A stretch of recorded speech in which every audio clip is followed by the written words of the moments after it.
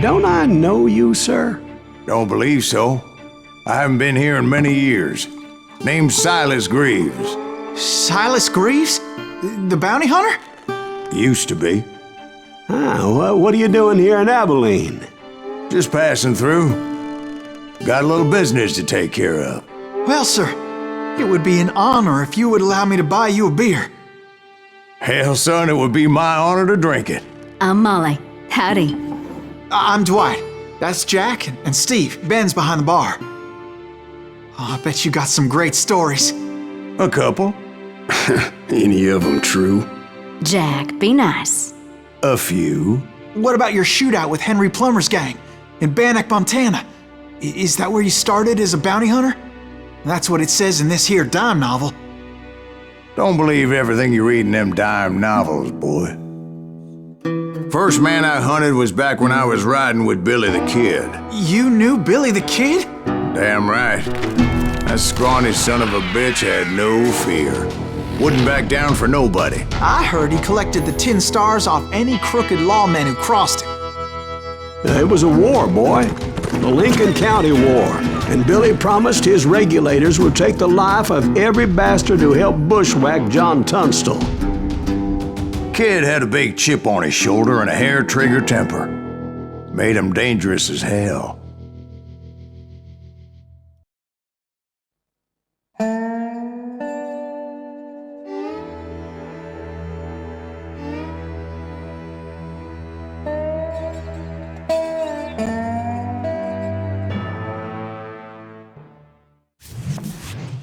It was about 30 years ago. Billy was hiding out in an abandoned farm near Stinking Springs. I threw in with the kid because the man I had sworn vengeance on was riding with Billy's enemies. But before I tell you why I want that sumbitch dead, let me tell you what happened that day. I was heading back to the hideout when suddenly I had this funny feeling. Funny, ha-ha? No, Steve. The other kind of funny.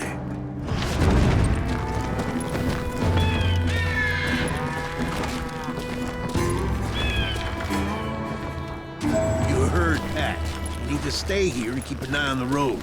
That's not fair. We're missing all the fun. I knew those two morons would never let me through. I had no choice. Is he with us?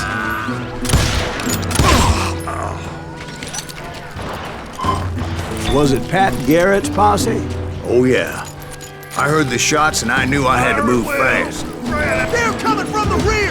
Garrett and his army of deputies had surrounded the entire homestead. I decided to help Billy and the boys out of it. So that's just what I did. As the governor of New Mexico was paying for the kid's apprehension, Garrett was able to hire every gun hand in Lincoln County.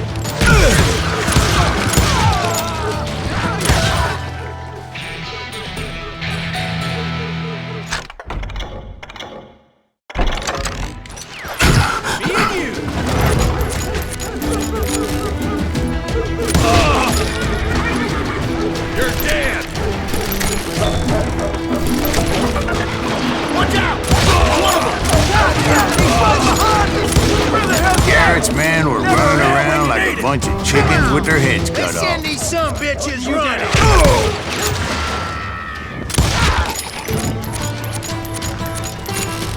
I'm here! Still, one of them reached the water tower.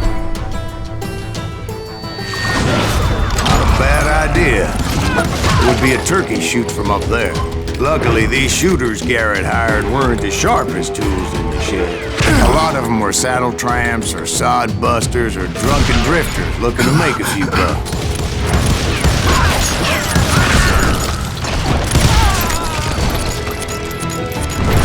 Then, I heard a friendly voice yelling at me from the window. Back door! We'll cover you! Watch your flank! Truth be told, things weren't much better behind the house. They made up for their lack of skill with a seemingly endless supply of ammo. It was a bit of a slog, but I finally fought my way around the back of the house. And like that, I was inside, none the worse for wear. I passed Dirty Dave, And upstairs, I found Billy and Charlie Bowler.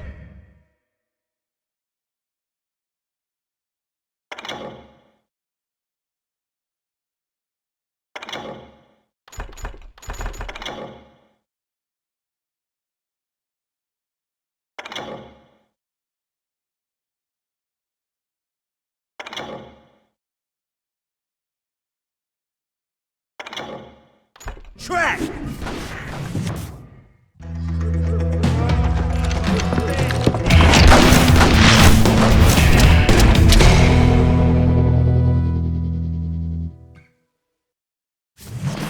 Billy looked at me and said, "About time, amigo!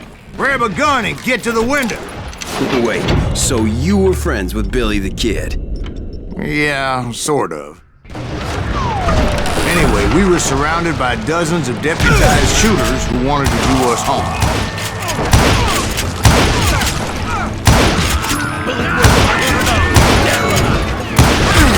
I'm telling you, Garrett's men were dropping like flies, but they just kept on coming. I think I got one! Where'd he come from? Where the hell Garrett get it? That's when Charlie got hit. "You're catching us in a crossfire," shouted Billy. "Get to the other side!"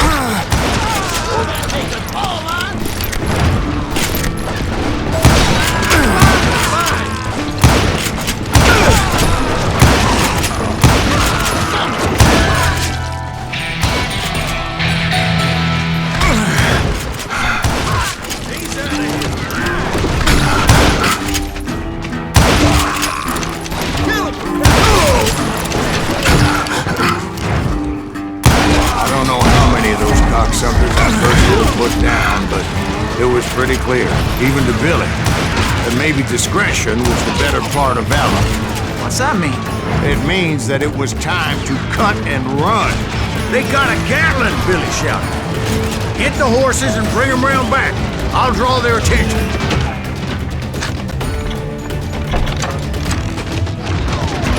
He directed that order at me. And I thought, why the hell do I have to do it? But I went anyway. Dumbass that I was back then.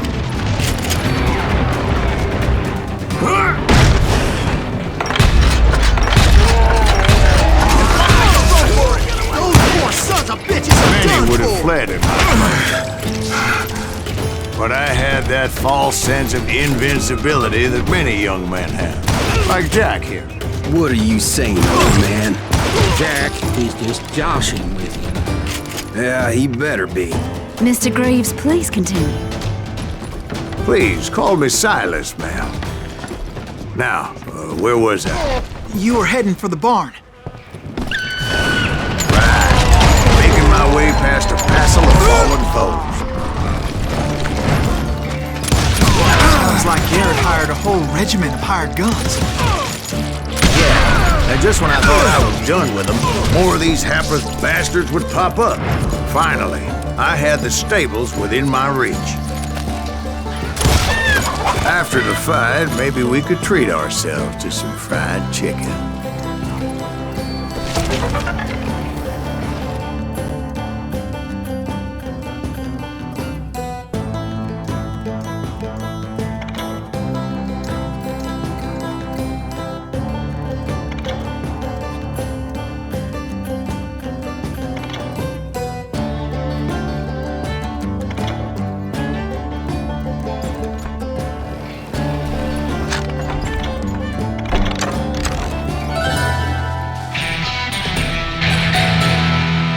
That's when I met Sheriff Pat Garrett.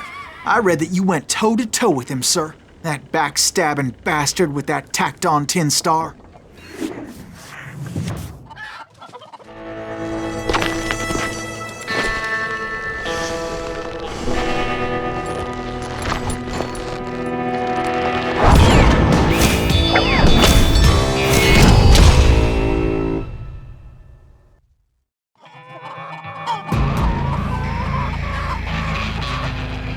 You challenged him to a showdown.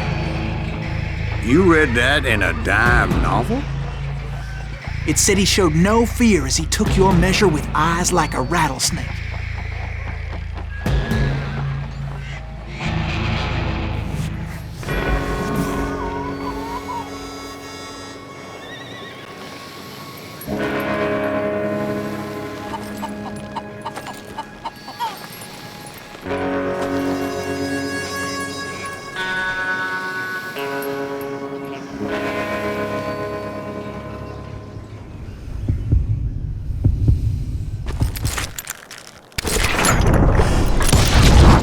And that you killed him in a fair fight.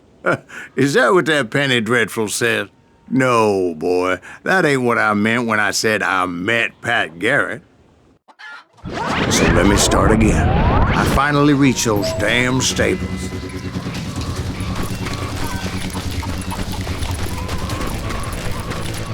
I stepped inside, and bam! Last thing I heard was Garrett's voice. That's not Billy. And go on, how did it end? And, boy, that was just the beginning.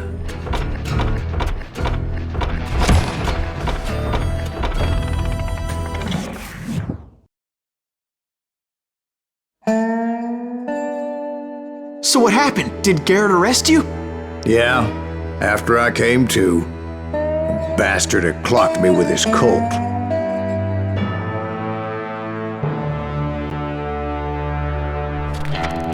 And the kid surrendered? When he realized there was no getting out of there alive. So they locked you up in Lincoln? Indeed they did.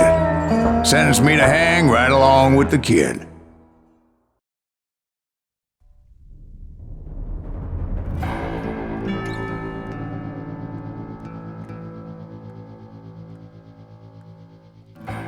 It's important to know that I was only riding with Billy so I could find the bastard I was after.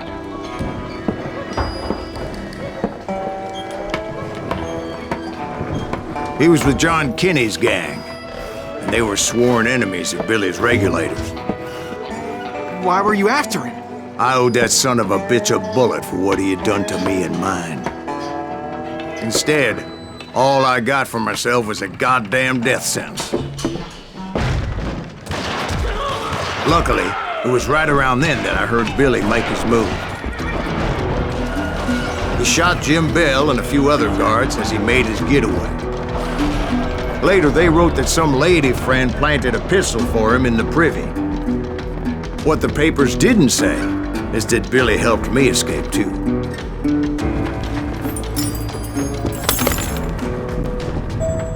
My first order of business was finding a firearm.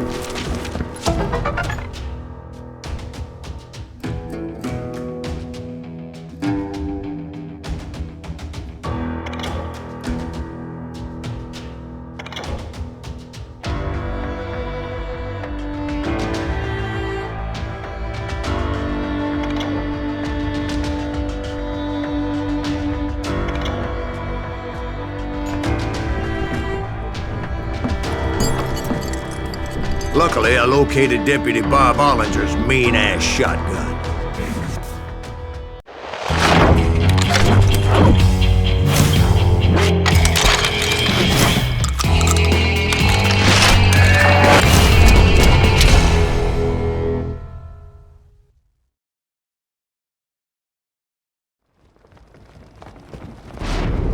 I saw Billy through the window, and he yelled that I should take to the rooftops to make my escape. So I did. Anybody see Billy? Hell yeah. That scattered gun was like a double-barreled howitzer. It could blow a man clear off his feet. You hardly had to aim the damn thing. Guards were everywhere looking for us. I had to jump from roof to roof like a damn alley cat. I followed the planks where I could, but some of that wood was slippery as hell. The whole town was up in arms. And suddenly, I was a fugitive. So that bastard you were after, what did he do? He did me and my family a grievous harm. But I knew if I was ever gonna find him, I would need to get my ever-loving ass out of there. I tried to be stealthy and sneak my way past. But hell, if they weren't all waiting for me. Apparently, some of them thought I was Billy. You hooligans can go to hell!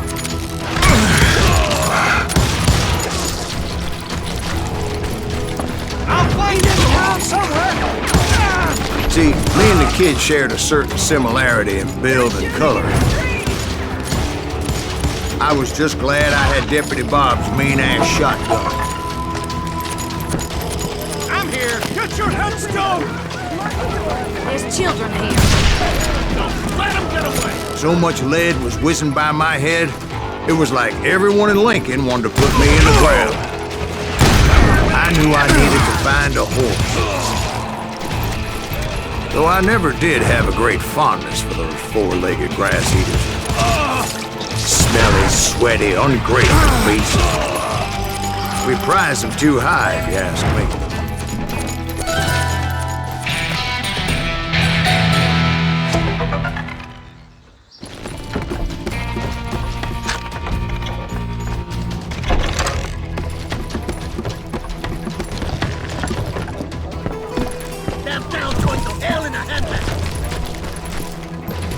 But where was the kid while you were busy getting shot at? Gone. And that's when it occurred to me why Billy set me free. You know, respect for decency? So I could be a hapless decoy and draw attention while he snuck out of town.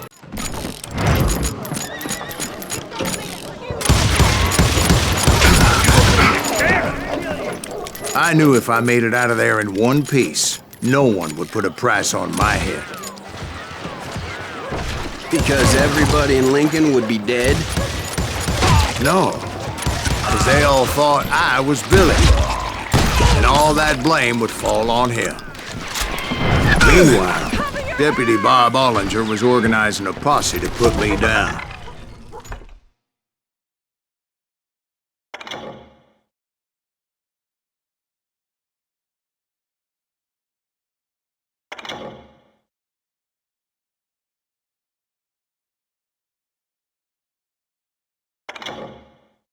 He was already a mean son of a bitch, but he was doubly pissed that I stole his mean-ass shotgun.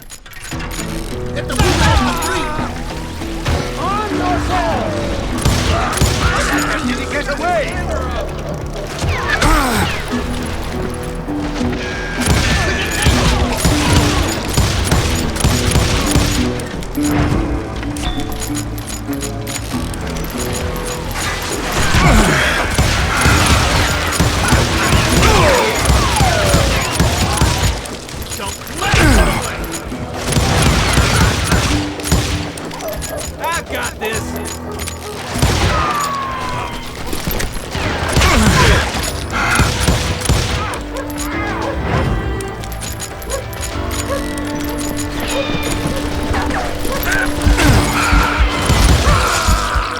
Finally, I found what I was looking for.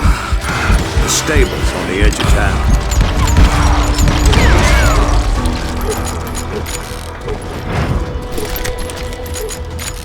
I guess Billy saved your ass, taking out Bob Ollinger the way he did. Billy didn't kill Bob. Sure he did. He dispatched him right after he shot Deputy Bell. No, sir. Because Bob came right up behind me, angry as hell that Billy had lit out. "Hello, Bob," I said. "I think you better let me go." And he says, "I don't think so, boy. Not with my shotgun." So we stood there in the middle of the street, eyeball to eyeball. He intended to kill me, and I knew I had no choice but to defend myself.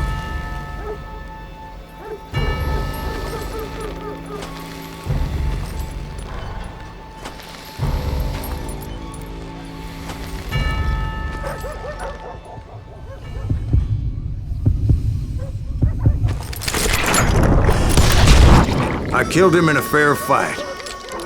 Everybody saw I had no damn choice. Well, Lincoln got a mite depopulated that day. Pat Garrett gunned down Billy 3 months later, so his escape was all for naught anyway.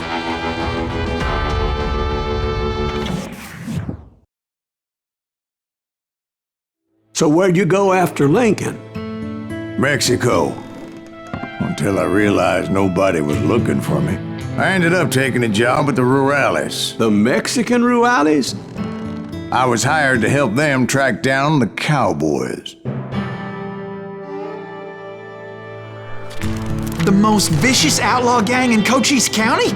Curly Bill Brocious? Johnny Ringo? Led by old man Clanton himself. They must have paid you a pretty penny to take them hombres on.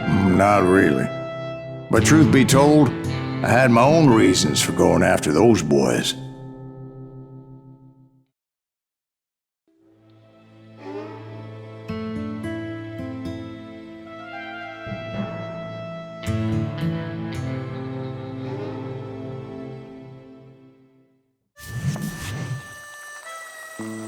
So was the bastard you were after now riding with the cowboys? Roscoe Bob Bryant was his name. Oh. But no, this time it was a different bastard I was after. The aforementioned Mr. Ringo. And yes, he was working for old man Clanton.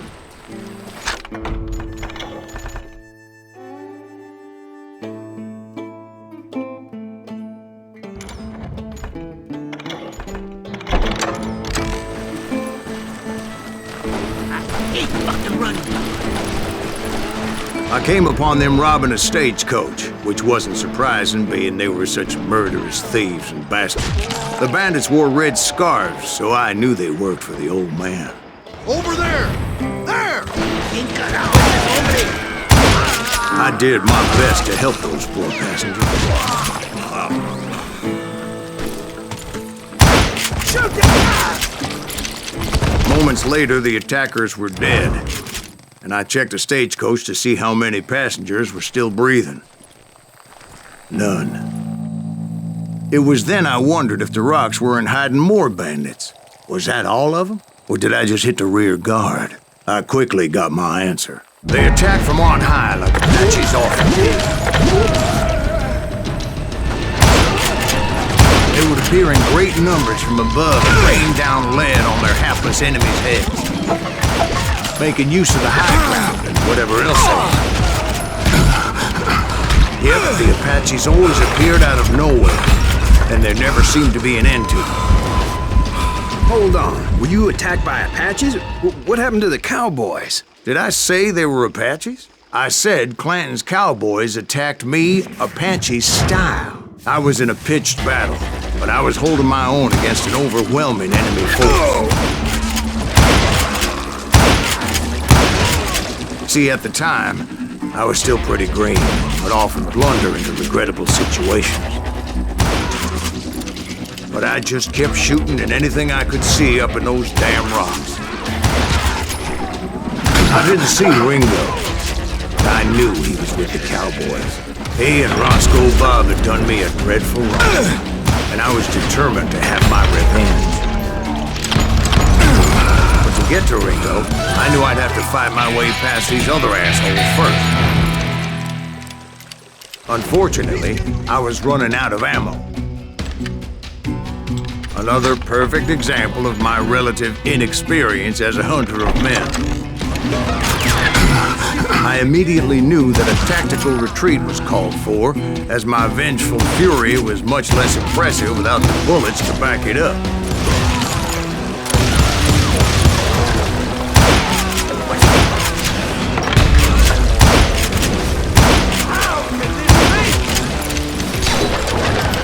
Finally, they managed to corner me. Trapped as I was, the odds of my survival seemed pretty slim.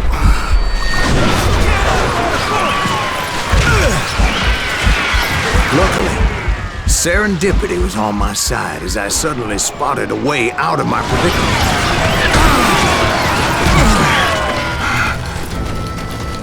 He's getting away! I ran ahead as if the devil himself was after me.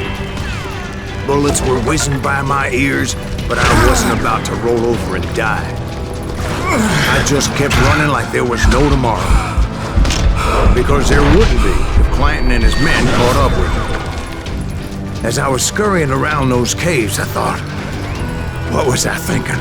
Going up against a gang like this? Oh!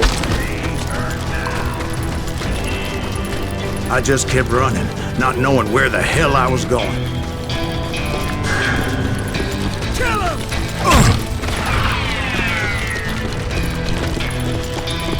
And that's when something miraculous happened. Like manna from heaven, I found the desiccated remains of what looked like an Apache warrior. The old weapon next to him supplied me with some much-needed ammunition.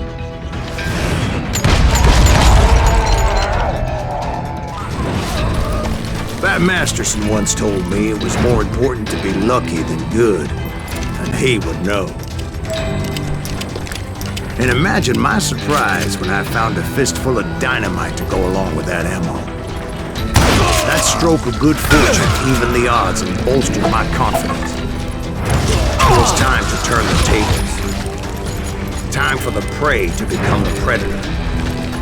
Time for the hunted to become the hunter. Time. All right, Jesus, we get it. They were right where you wanted them. That's right, Jack. I was done running. And the old man's boys were not expecting that. No, sir. I came at them like a wildcat. My fury knew no bounds.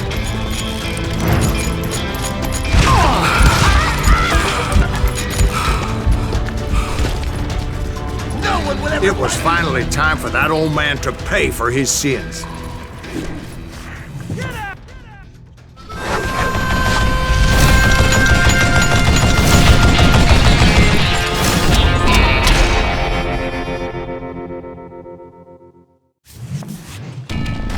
I yelled out at the top of my lungs, "Clanton, I'm coming for you!" A little stealth might have made more sense, to be perfectly honest. Because that old fool had a Gatling gun and enough bullets to last him till kingdom come. But I knew I could not let that deter me. Not if I was to find and kill Ringo. I needed to get that old man off that gun. Oh, gotta reload.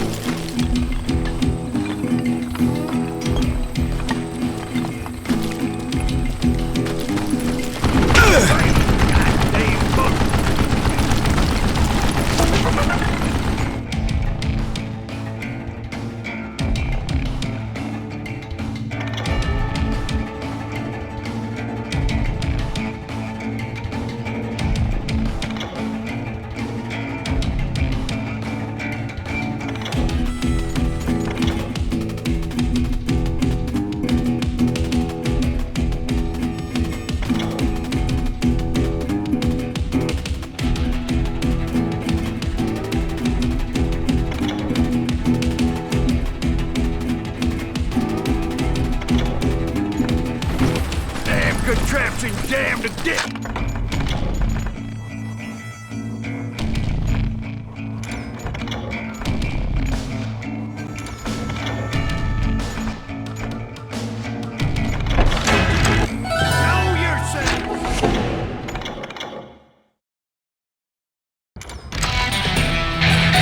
Most everyone thought it was the Ruales who had come up against him in Guadalupe Canyon, but it was just me.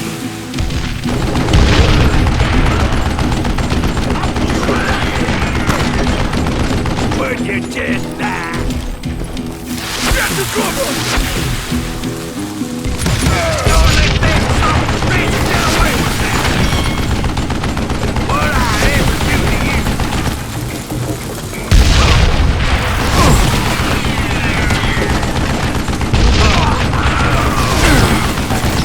You one stupid something!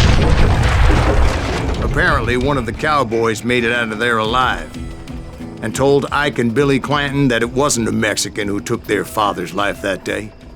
They just assumed it was one of the Earps, and that little misunderstanding eventually led to that legendary gunfight at the OK Corral.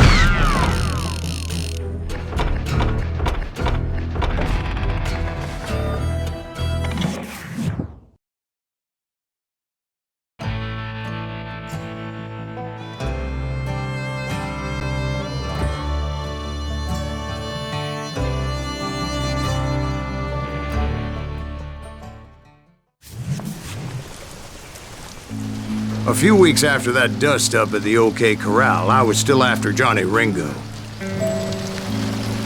I had tracked him and the cowboys to their hideout at a sawmill, and they were loaded for bear.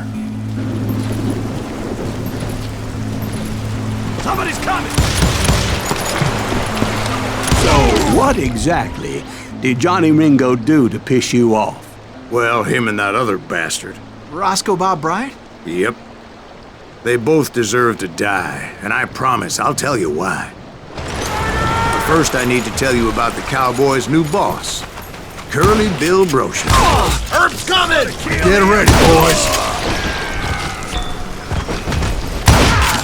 Curly Bill took charge of the Cowboys upon the old man's demise, and after that gunfight at the OK Corral, the clans wanted revenge. So they murdered Morgan Earp and grievously wounded his older brother, Virgil. You won't get away with me! Kill him! Wyatt and Doc went on what became known as the Vendetta Ride, hunting those outlaws down. So when I showed up, that's who they thought I was.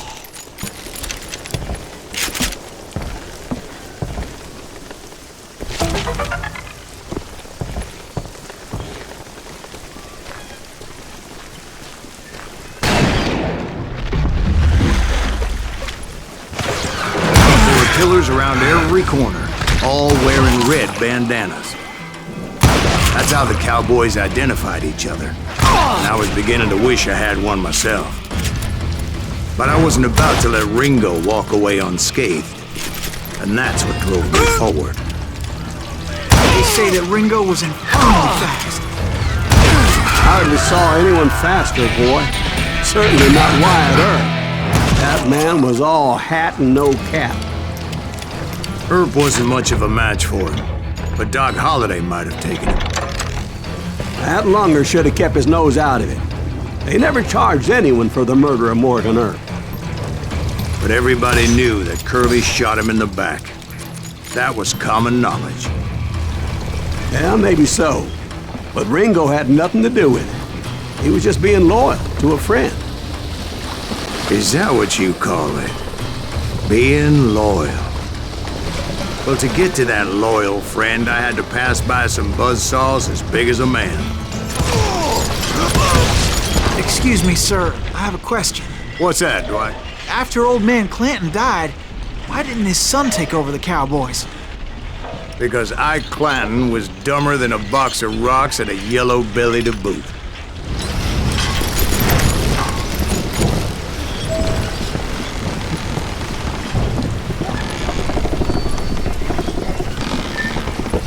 Now, where was I? Taking down the entire cowboy gang single-handed. Indeed I was, Jack.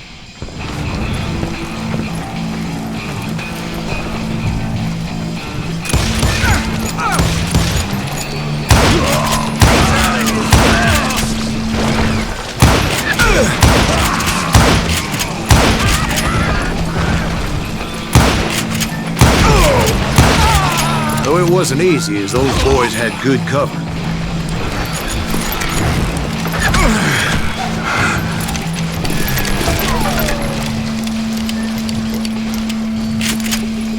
Middle-ain't that sucker!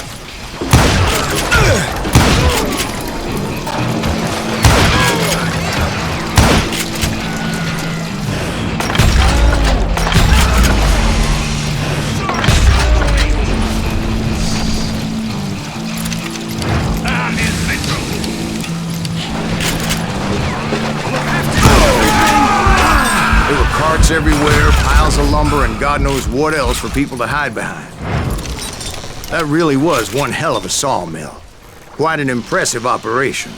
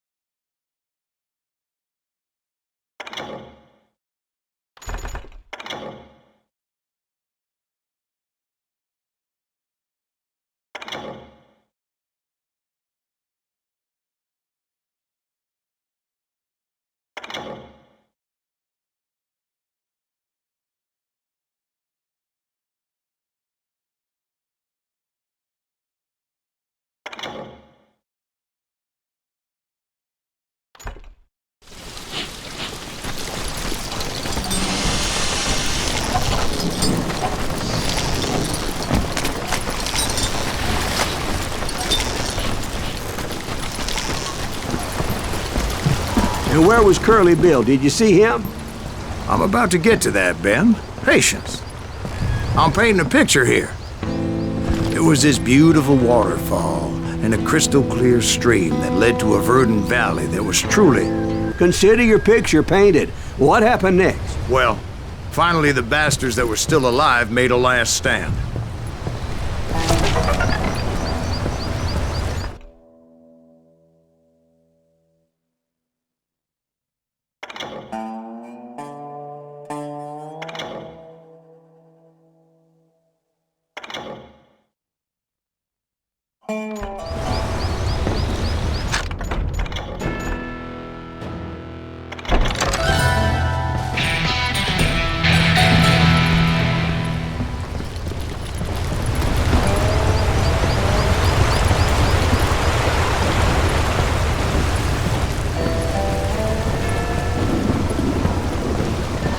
Curly Bill, Johnny Ringo, and his compadres took off into the lumber yard, and I followed after.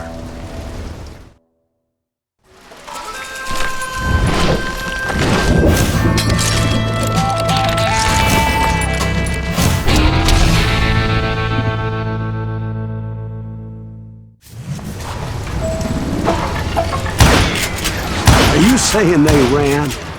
Cowardice was not in Ringo nor Curly Bill's nature. No, sir. I never said they were running scared. They just wanted me out in the open. Time to dance with the devil! We're right here, you working wire up. If that's something I want to you make him pay for that! Come on out, son! Damn!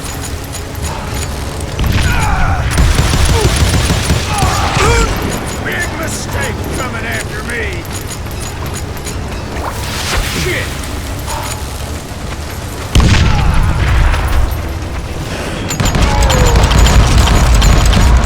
Brocious gave me no choice but to take his life. But Ringo was nowhere to be found. Okay, now you're really... I knew you didn't kill Ringo, because he was found dead in a different location altogether. To this day, his killer is still unknown. Indeed. Took me a few months before I finally tracked his ass to West Turkey Creek Canyon.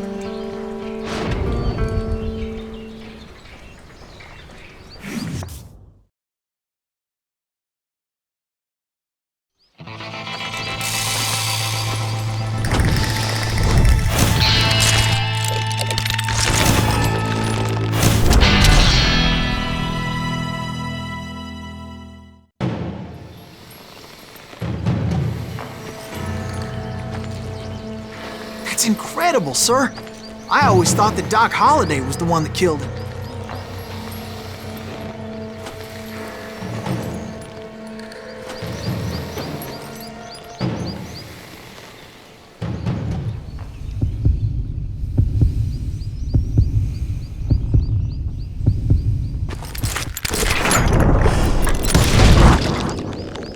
Sorry I had to ruin the legend for you, boy.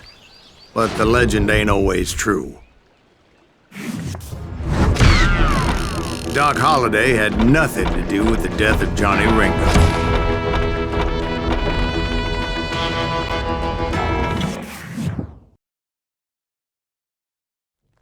I was paid a healthy bounty for Ringo and Curly Bill, and realized there was real money to be made. That's why I went after Henry Plummer.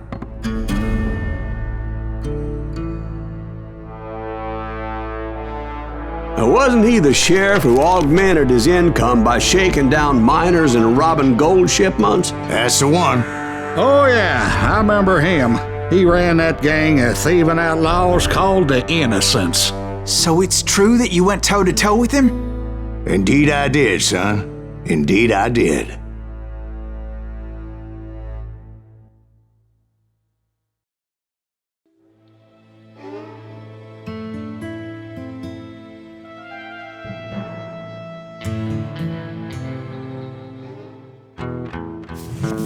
I knew I needed resources if I was going to track down Roscoe Bob Bryant, and hunting Plummer looked like a good way to get rich quick. as the local vigilantes exposed him as the leader of the bandits and put a generous price on his head. Plummer rallied his gang to plunder one last gold mine before making their escape, and that's where I thought I'd find him. It makes me nervous standing so close to all these goddamn barrels of gunpowder. Why would you be nervous? No one has the cojones to come after us. As long As my late father pointed out to me more than once, God made men. Samuel Colt made them equal. I knew that dynamite wasn't mine, so I decided the polite thing would be to return it. It was the biggest gold rush since Sutter's Mill in '48. Unfortunately, prospectors weren't the only ones drawn to those riches. Take him down! There were thieves, killers, robbing travelers, and hijacking gold shipments. Like those that ran with Plummer. Some were just regular folks I knew from town, drawn by greed and easy pickings. Charlie Crow, the blacksmith. Plummer had a lot of men on his payroll. A hell of a lot. That son of a bitch pretended to protect the public with one hand, while stealing them blind with the other. Of course, the rest were veterans of the Civil War. Stone-cold killers trained on the bloody fields of Shiloh and Antietam. He set up a defensive perimeter which I had no idea how to breach. I thought I was some kind of hero.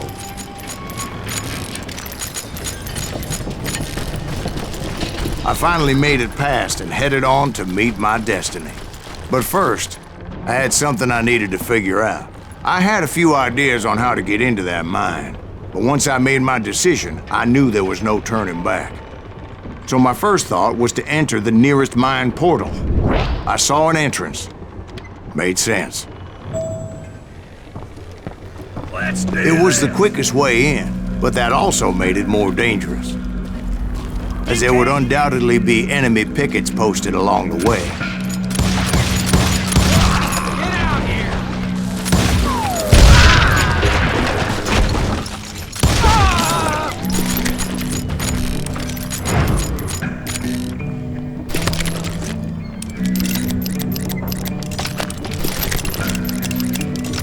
Besides, once you enter a mine like that, it's easy to get all turned around.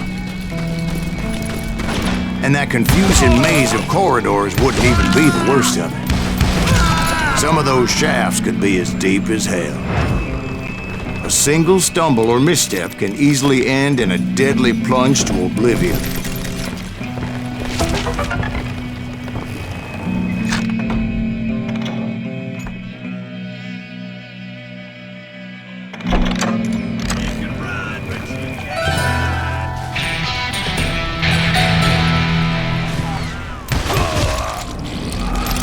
Quick reflexes often make up for a lack of common sense. Luckily, I was never one to be easily bushwhacked. I would just need to be careful not to blow myself to kingdom come. With all that gunpowder and dynamite everywhere, a body has to know what he's shooting at.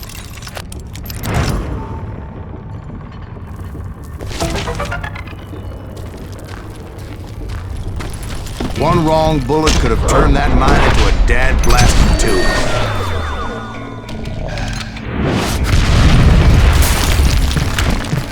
I freely admit that my plan of attack was not just moronic, but clearly insane.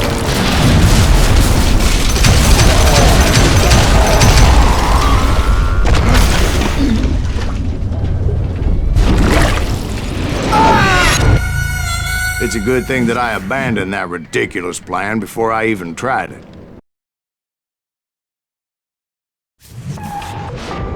Instead, I spotted a ladder, a way into the mine from the opposite side.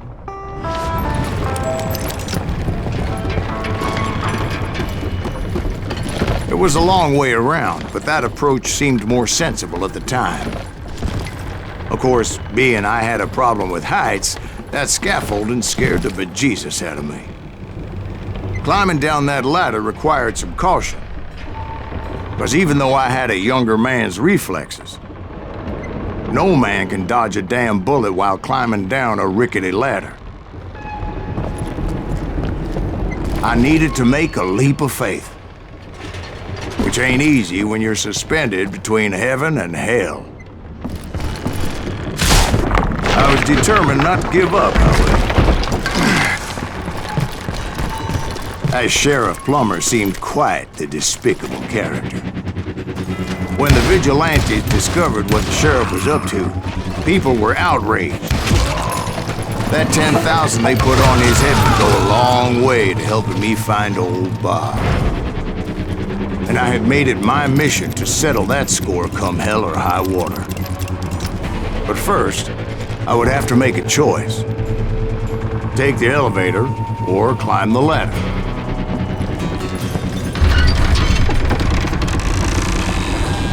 I picked the more convenient and more dangerous route.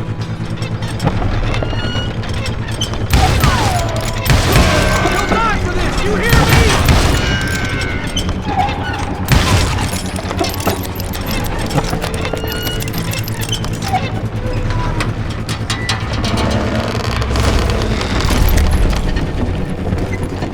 Plummer was a mad dog killer, and the people of Nevada City deserved better. Nevada City? Well, I thought Plummer met his maker in Bannock, Montana. Right, well, he was the sheriff of both places at one time or another, but that's neither here nor there. The point was, taking him down would save a lot of lives, including my own.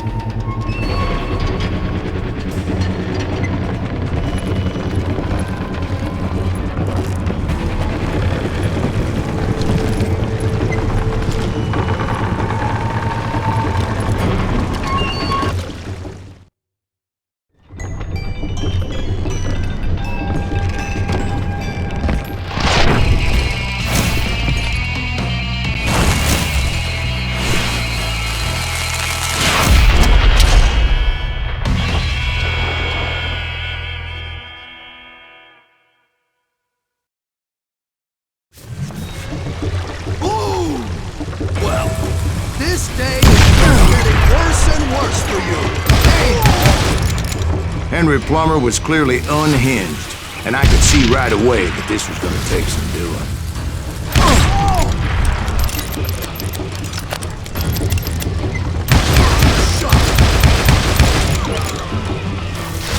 What do you think you're doing? I need some help here! Come on, boys! Take this cocksucker out!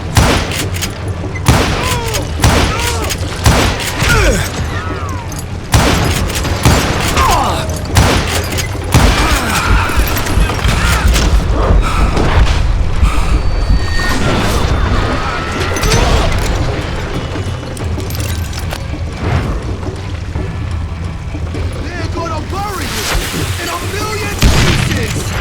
Run!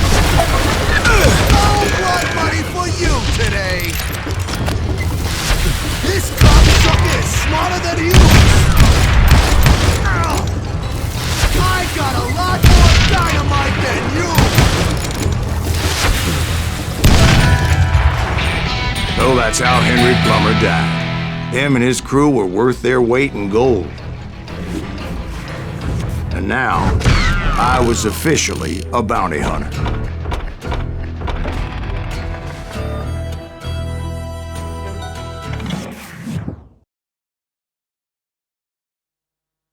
So, did you finally go after that Bob feller? Well, I heard word he was in Kansas with John Wesley Hardin. So that's where I went. Where in Kansas? Abilene. Why do you ask, Ben? No reason. Was Hardin as fast as Ringo? Ringo was fast, but John Wesley was as fast as the devil himself.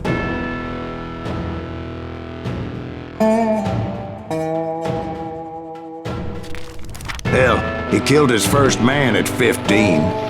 From that day forward, he had a price on his head and wouldn't back down for nobody, not even Wild Bill Hickok himself.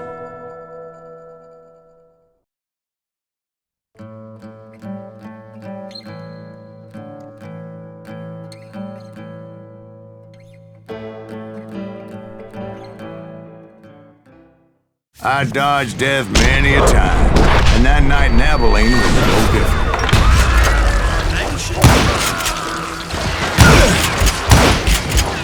I was there with the intention of finding that bastard Bob and collecting the bounty on John Wesley.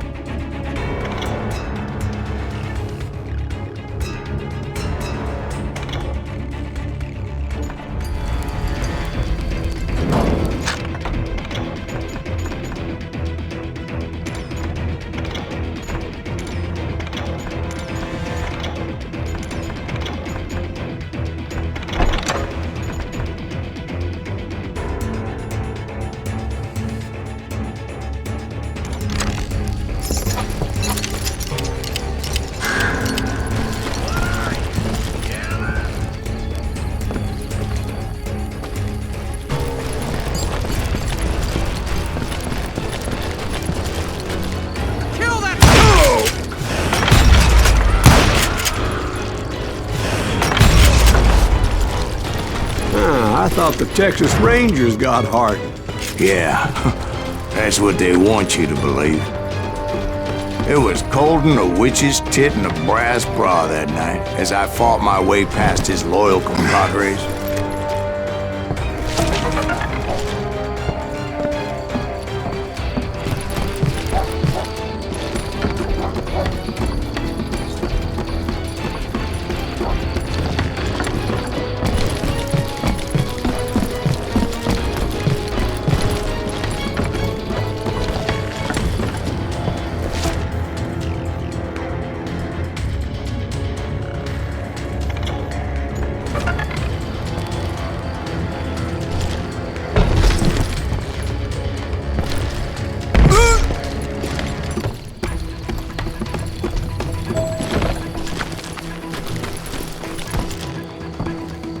To the very same saloon we're sitting in today.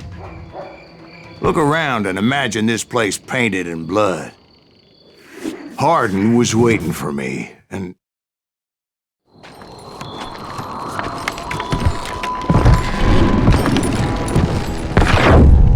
Wait, I'm jumping the gun here. Let me back up and give you some background on this sumbitch. He deserves that much. Don't you think so, Ben? John Wesley Hardin was a killer. By the end, he confessed to taking the lives of 42 men. Fathers and husbands, brothers and sons, men with families who cared about them. He was a bona fide folk hero by then, and had amassed a gang of armed miscreants and other assorted thugs. He and his men set up camp outside of town, and I was hoping Bob was among them. Shit, it's cold out here. Freezing my giblets off. Ain't right, we gotta stay out here keeping watch like this. Ain't nobody stupid enough to go after Hardin anyway. Better 3 hours early than a minute too late. Shoot that son of a bitch! They didn't ask why I was there. They knew. And most of them were wanted as well. I had to spill a lot of blood to find out Hardin wasn't in that camp. He was carousing in town with his closest friends. Hardin's boys apparently didn't want me to reach the Bull's Head. Some were hightailing it into town to inform their Hefe of my unwelcomed presence. Stop that sumbitch! Boys know we got another law dog.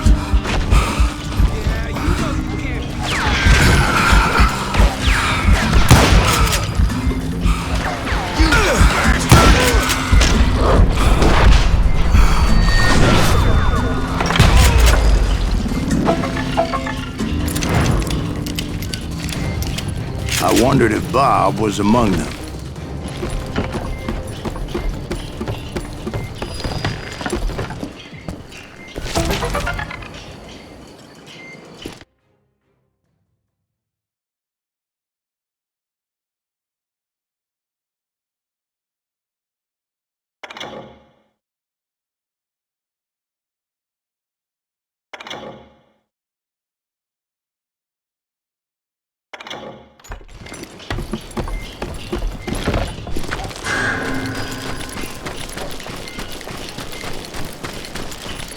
and I steeled myself for the fight ahead. For as good as I was, deep down I wondered if John Wesley wasn't just a little bit better. Before I could test my mettle against Hardin, however, I would first need to dispatch his cadre of hired killers.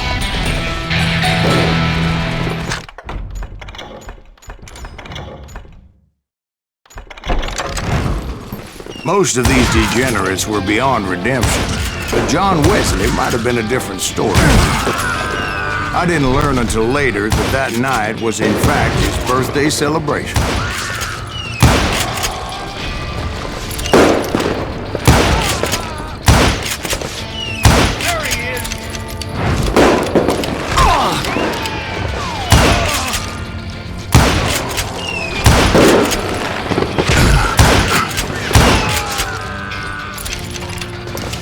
I think I already mentioned that I found Hardin in this very saloon. Suffice it to say, nobody there was happy to see me.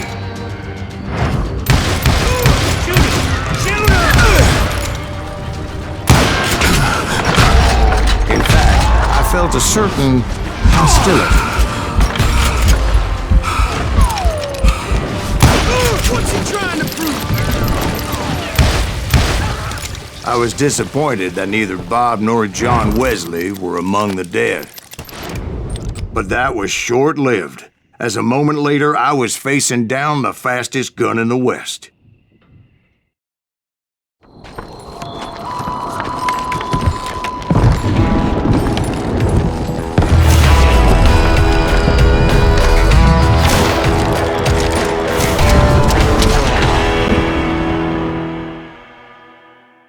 I felt a bolt of adrenaline, or maybe that was fear. He was well known for his tricks, and I knew I'd need my own if I was ever to defeat him.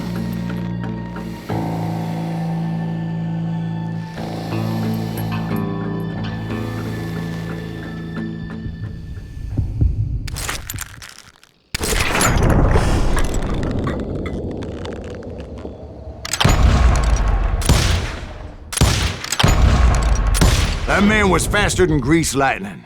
But being inebriated as he was, he didn't count his shots. And now, he was at my mercy. So he didn't die? No, I sent him to prison. Years later, after he was free, some restless avenger took his life. Shot him in the back at a saloon just like this one. Anybody up for another beer? Ben?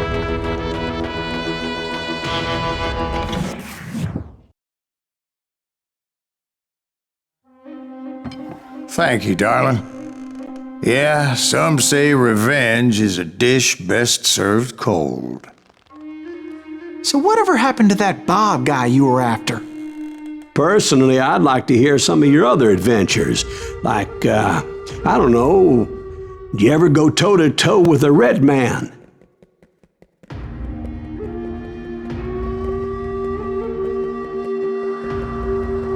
Yes, I did, Ben.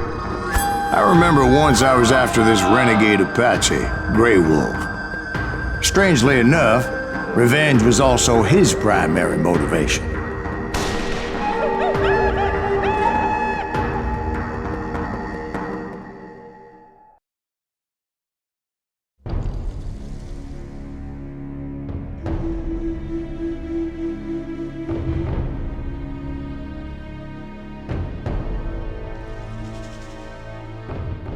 A bounty was put on Grey Wolf's head, and that's how I came to hunt him in the mountains. Mountains so high they tickled the nether regions of heaven.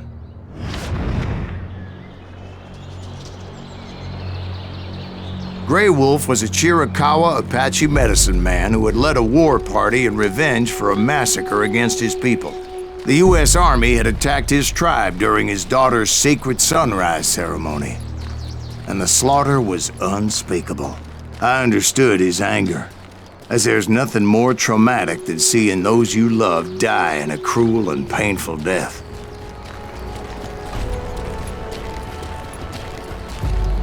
Right from the beginning, I couldn't shake the feeling that Grey Wolf was watching my every move.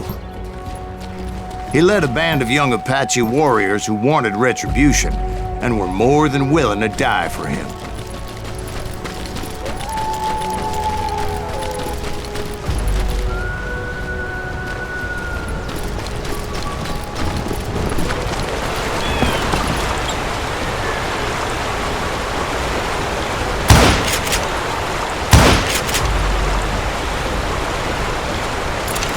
They saw me before I saw them.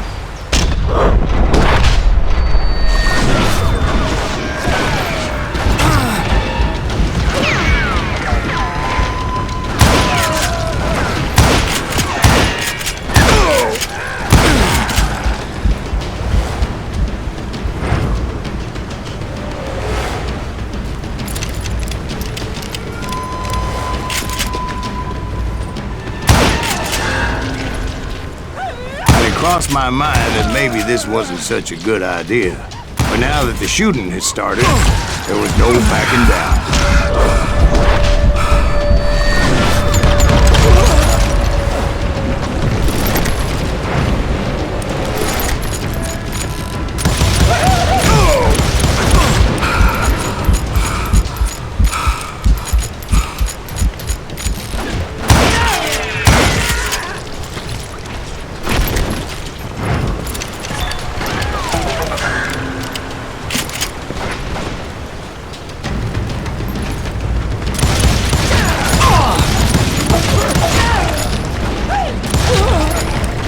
It was rugged country, the winter home of the Chiricahuas, and that's why they had retreated there.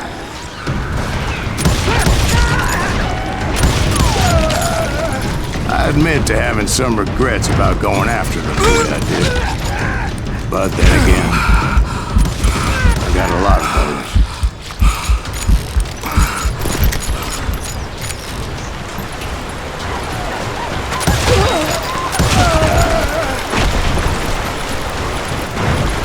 Did you find Grey Wolf? Not at that moment, but I did find the entrance to their house.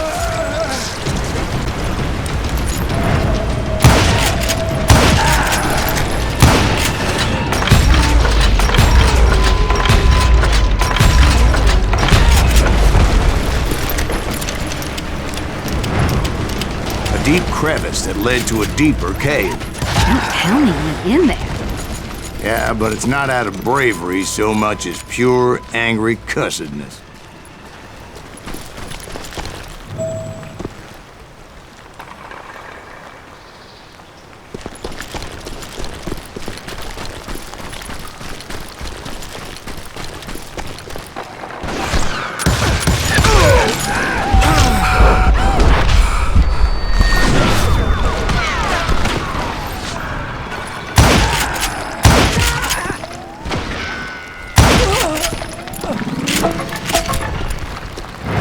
See, back then, I had a stubborn streak a mile wide, and I wasn't about to back down. So it was like pitch black in there? Actually, it was pretty well lit, as they had torches on the walls.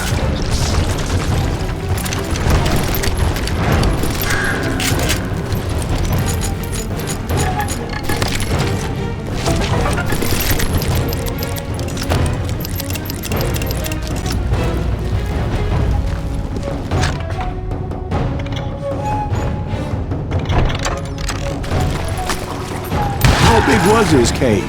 Big as hell, Ben. Chiricahua had hid out there during the Indian Wars.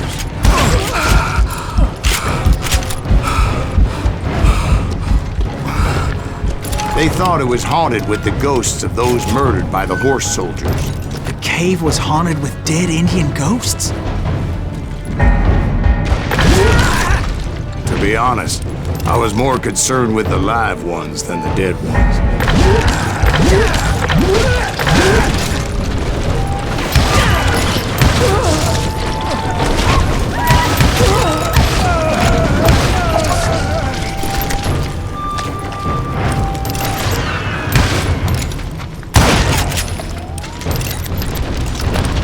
How come you know so much about engines? A few years back, I was married to two Mescalero women. At the same time? Yeah, they were sisters. Polygyny is traditional among the Mescalero. So what happened? Oh, I had to get out of there. Those girls never shut up. Both of them nagging at me all the time. Drove me half crazy. Haven't seen them since. No, I mean, what happened with Grey Wolf? Oh, well, I pursued him into the Cave of Death.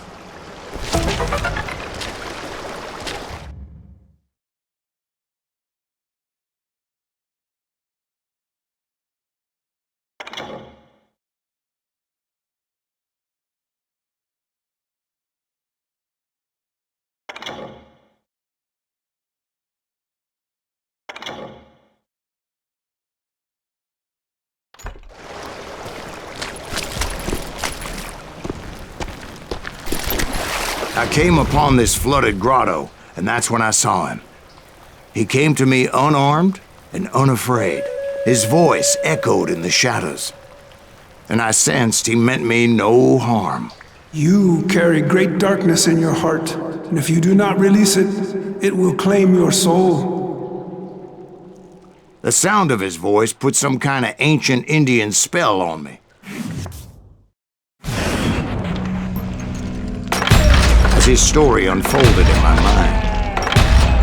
You will come to this place again and kill many more men, and the darkness will grow until it consumes everything that you are. The soul would have no rainbow if the eye had no tears. He said I was a great warrior, a coyote man, unequaled by any other pale-faced warrior, or something like that.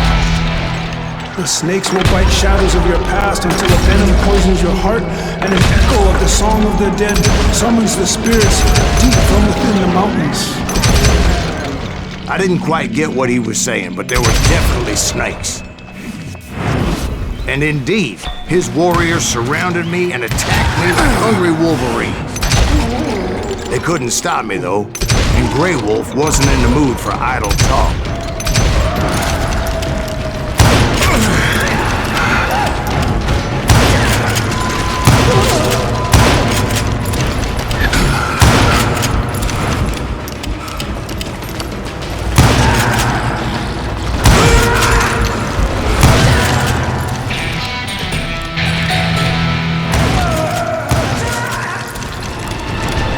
I swear I couldn't see any way out of this trap.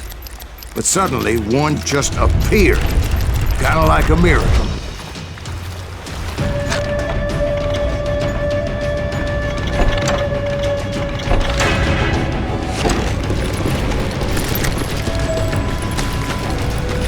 I felt like I would be lost in that damn cave forever. Finally, I found myself back outside, perched on the edge of a precipice overlooking a thundering white-water river. To get where I was going required several leaps of faith, but no way in hell I was turning back.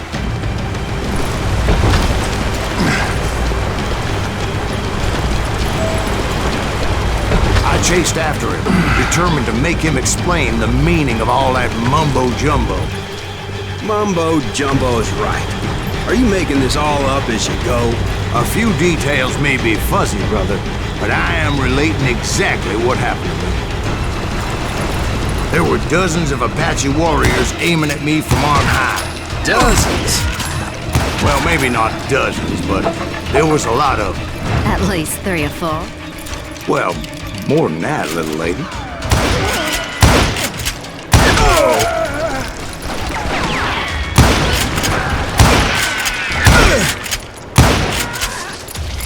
I had a steep climb up creek ahead of me and scrambled up those rocks like a mountain goat.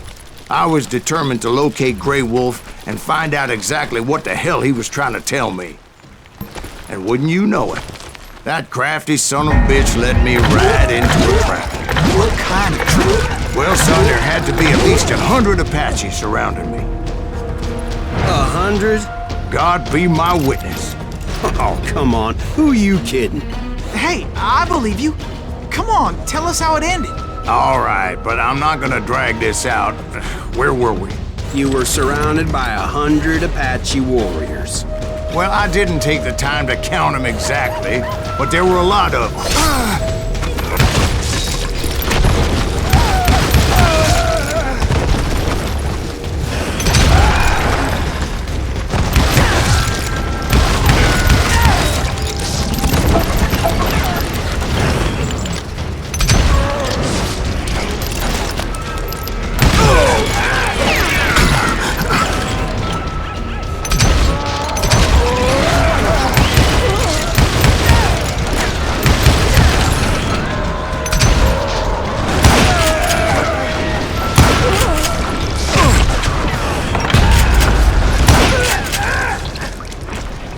And in the end, a path appeared before me that I had not seen before.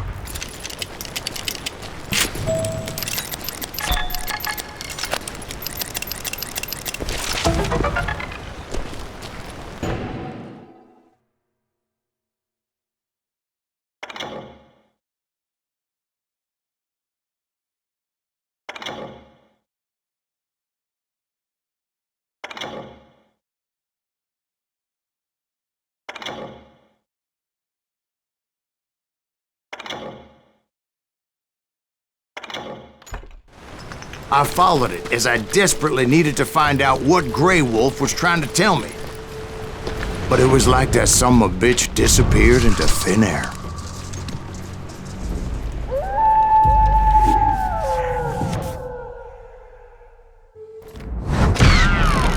Never did find him. And never did collect my goddamn bounty.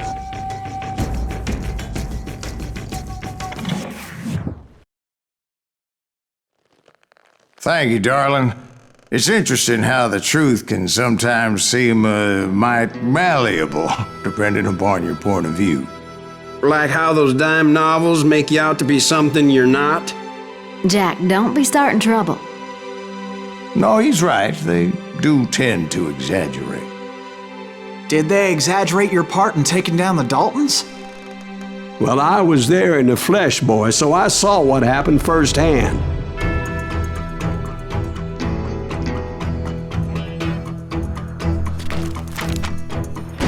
Those Daltons were lawmen once, before they all went bad, robbing banks and trains clear across the territory. Until Coffeeville, of course. I was one of the citizens who took up arms that day. Fighting on the side of right? I did my best, sir.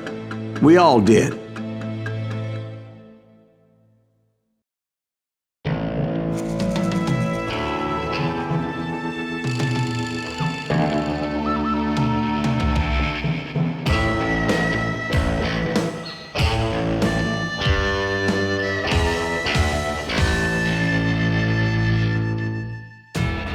It was early morning.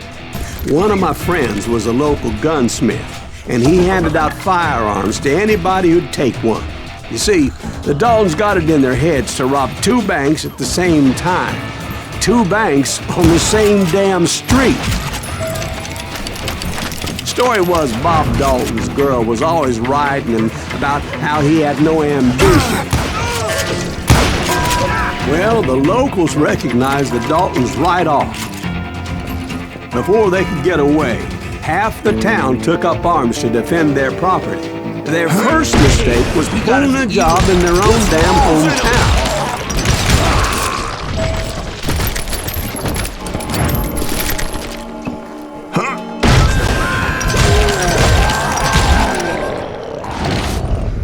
The brothers paid dearly for their stupidity, but everybody knows they had it coming. There's more to it than that.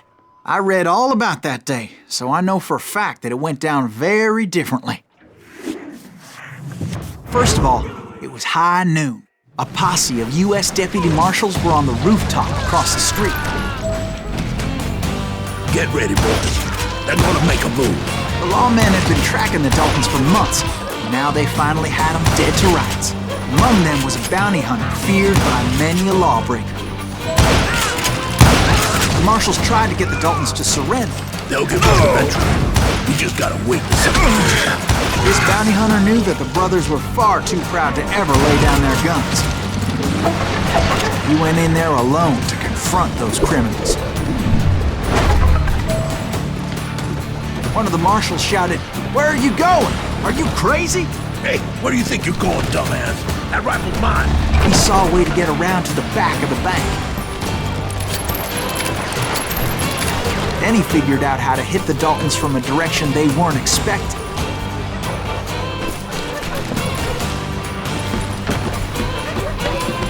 From above. Fortunately, a water tower was right there. A moment later, he was climbing up a steep ladder, laughing at danger as he did. It was brave men like him who risked their lives to tame this wild country.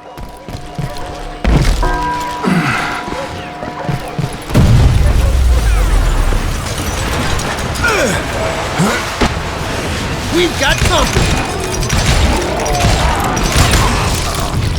Heroic men like him who did what other men couldn't or wouldn't to make this country free. Son of a bitch!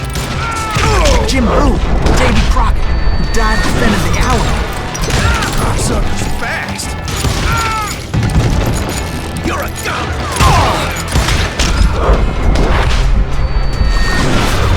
Why is that son of a bitch still standing? I ain't backing down!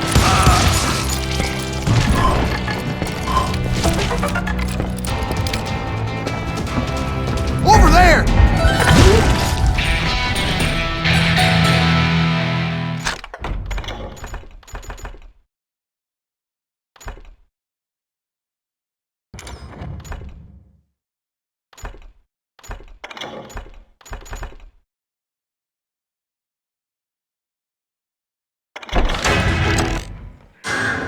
That's Silas Greaves! What the hell?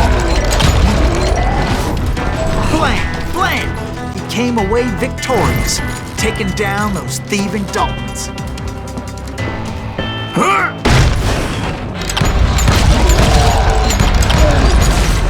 His name is Silas Greaves, and when the dust finally settled, he was the last man standing. Sorry, kid, but that just wasn't the way it happened.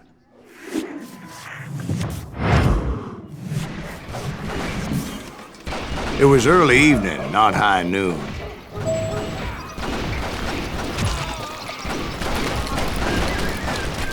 I was late to the party and Coffeyville was already up in arms. The Daltons blew up a safe and were all set to hightail it out of there. Those pathetic deputies surrounding the bank were dropping like flies.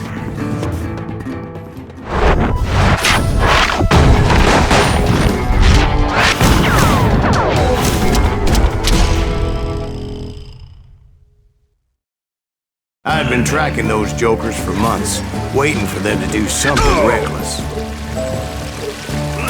And finally, they did.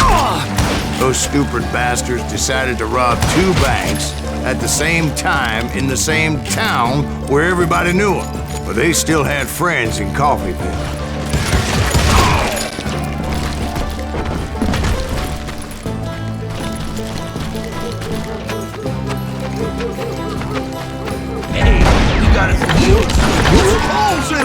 Those friends came after me like a pack of wild dogs, tooth and nail. They were coming at me from all directions. I caught sight of the Daltons running with the money and didn't want to lose it. Problem was, they knew the town better than I did. And to top it off, I found myself in the middle of another shootout in Tyre. Did the Daltons hole up in somebody's house? No, it was the Smiths, I believe. They were cousins of the Daltons. They were shooting at the Browns, who were shooting at the Daltons, which wasn't any surprise, because those 2 families have been feuding forever. And since the Joneses are related to the Browns, they shot at the Smiths, pissing off the Heimhoffers, whose daughter recently married a Smith. Well, bullets were flying every which way as all the old feuds in Kansas caught fire all at once. There was a hell of a lot of pissed off people in Coffeyville that day. But that's just the way life is sometimes. Shit happens.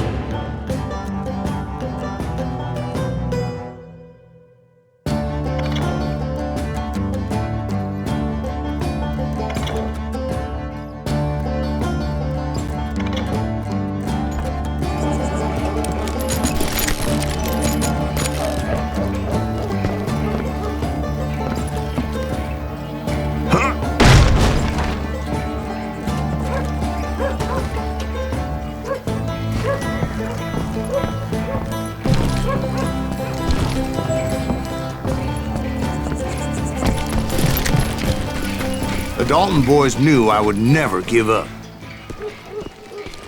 Those Daltons weren't the sharpest knives in the drawer, but they always stood together. They set a trap to slow me down and allow at least 2 of them to escape. The 3rd brother stayed behind to plant me, just in case that trap of theirs didn't work.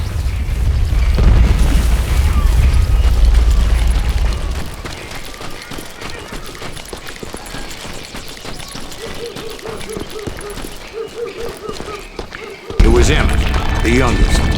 And he decided to stand his ground and face me down. I ain't afraid of you, Silas Greaves.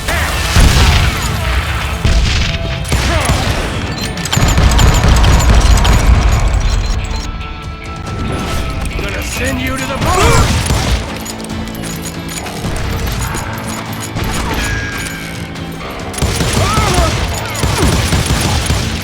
Gonna beat you like a red-headed stepchild!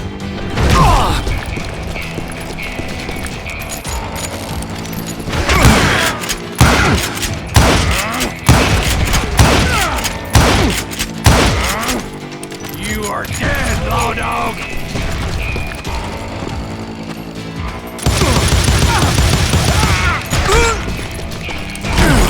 It's hog killing time.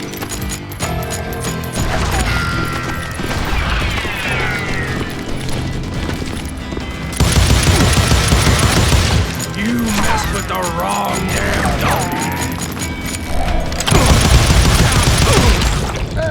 But Emmett Dalton survived the robbery in Coffeyville. He's the only Dalton who did.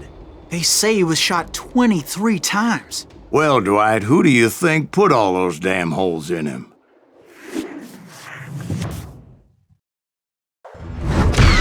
But I have to admit, that boy had grit.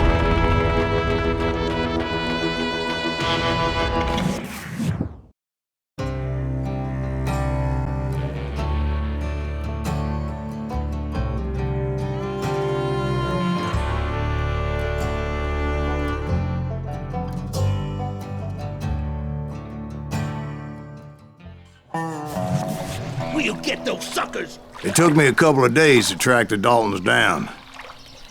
They can't get away with this! And in that time, a whole posse of local vigilantes offered to lend a hand. We'll track them to the ends of the earth. They seemed as determined as me to find those outlaws. But as we headed into those swamps, it was like I had my own private army. There was no way those boys were getting away this time.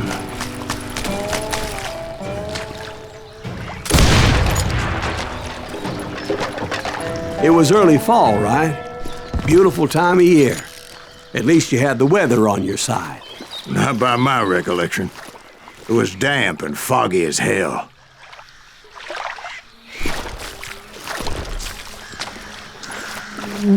It was tough to stay on a true course, so we kept an eye out for landmarks.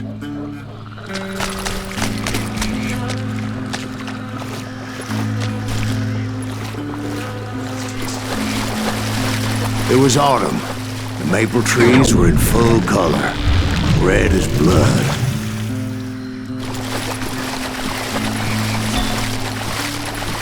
The rains that year were torrential, so the whole area was flooded. The vigilantes had spread out wide, and pretty soon I couldn't see anybody.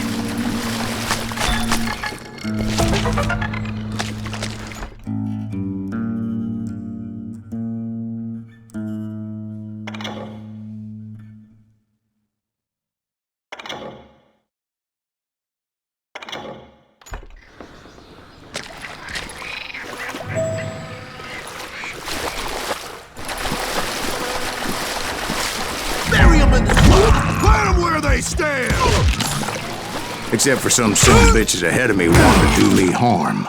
So I had to face them alone. I wondered why my compatriots didn't come running when they heard the shots.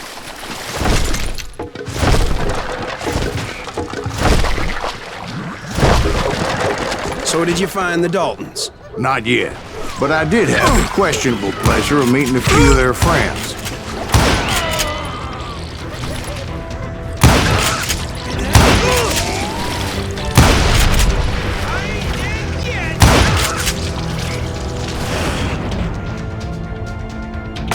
The boys had established quite a reputation by that time, so they attracted all manner of riffraff to their cause. I'll blow you right out of there! They're gonna bury you in a million pieces. I'm gonna blow your damn head off.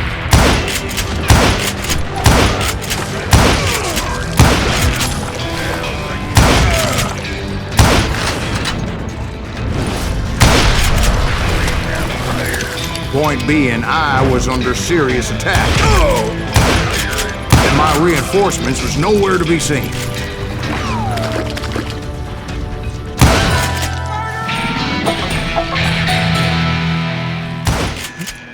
Can't beat us.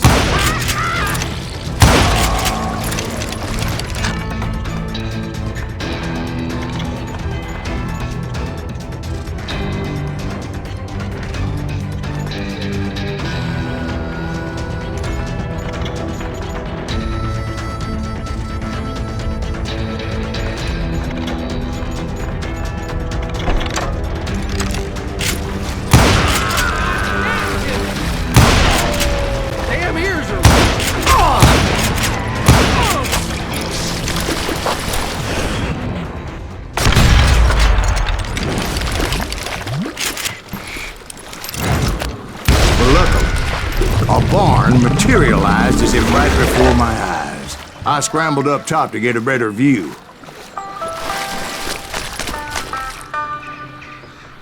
But just ended up falling inside. So, how did you get out? The barn doors was open. About right then, I saw some suspicious characters running for the bushes. Of course, I followed them. But that goddamn swamp was like a goddamn maze, and pretty soon I had no goddamn idea where I was.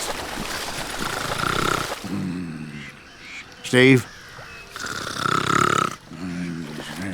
So I just started walking, and pretty soon...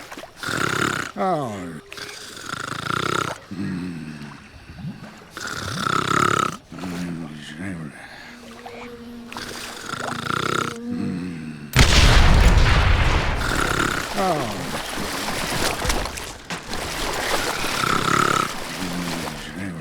Steve?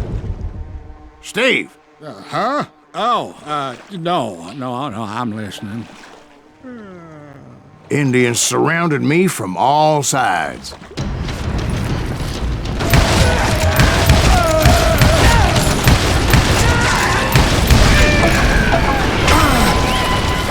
Indians? They were Indians? No. I just wanted to make sure Steve was paying attention.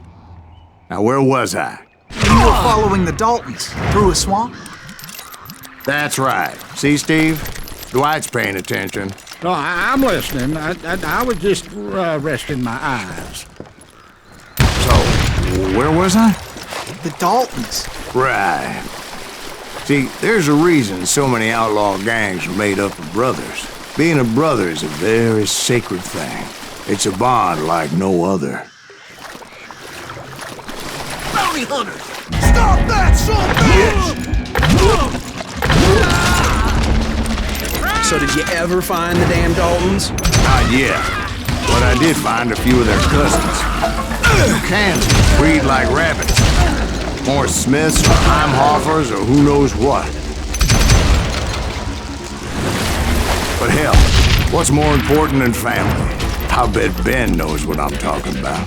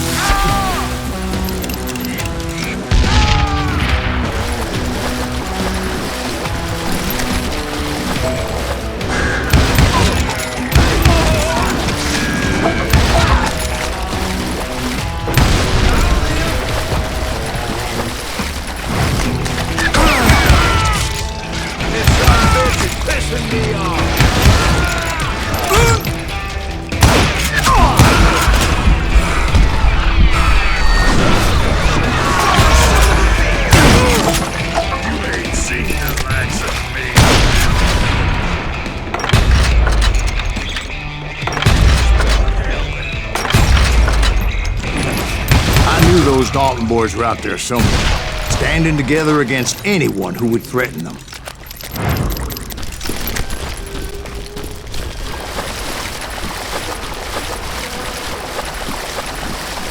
And that's when I saw it. A goddamn steamboat.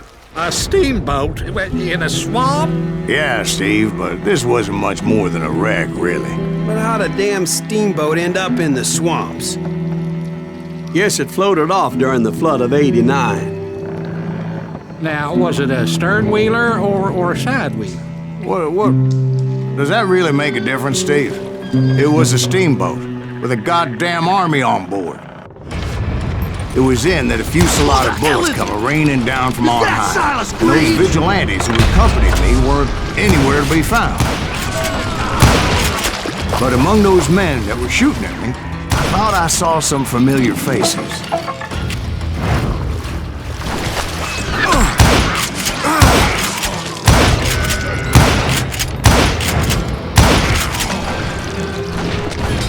It's you or me?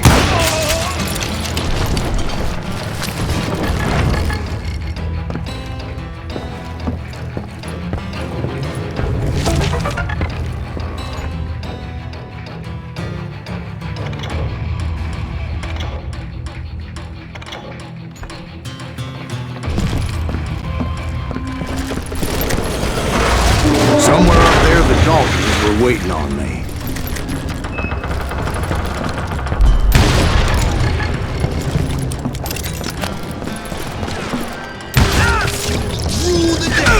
Sounds like you don't give up too easy.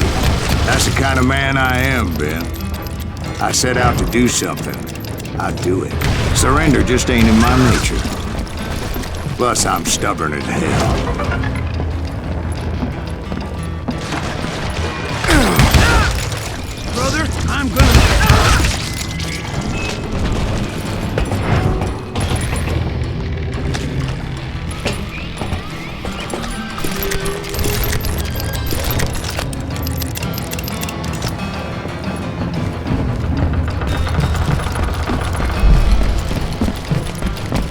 Right about then, much to my relief, the vigilantes finally arrived. Their leader motioned at a cabin in the middle of the top deck, pointing me directly at the Daltons. I finally had them, after months of dogged pursuit. But it turned out that they had me. Take him out! I'm sending you to hell!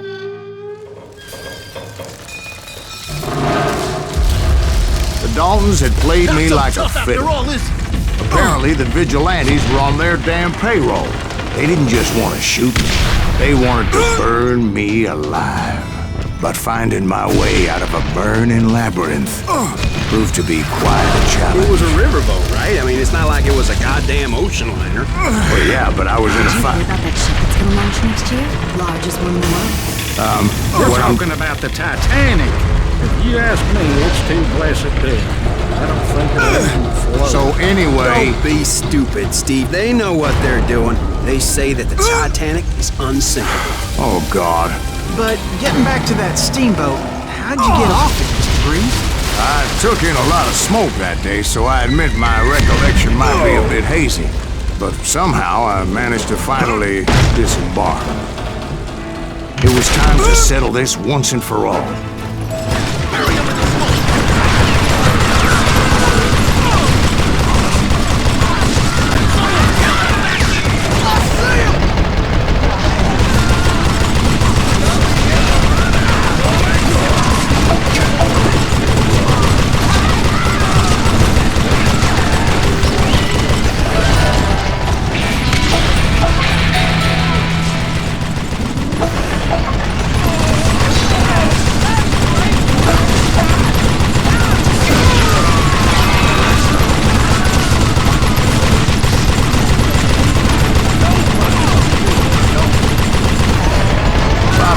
Weren't about to come at me one at a time. They were in this together. Two brothers side by side, determined to take me down. Confident that this time the odds were on their side.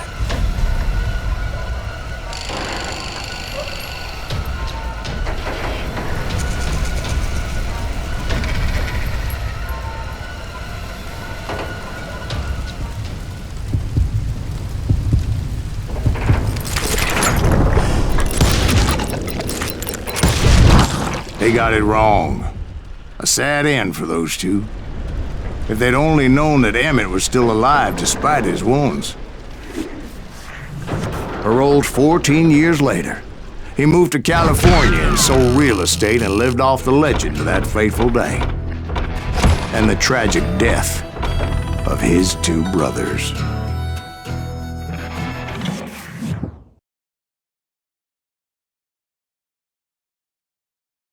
My own brothers died tragically as well, truth be told.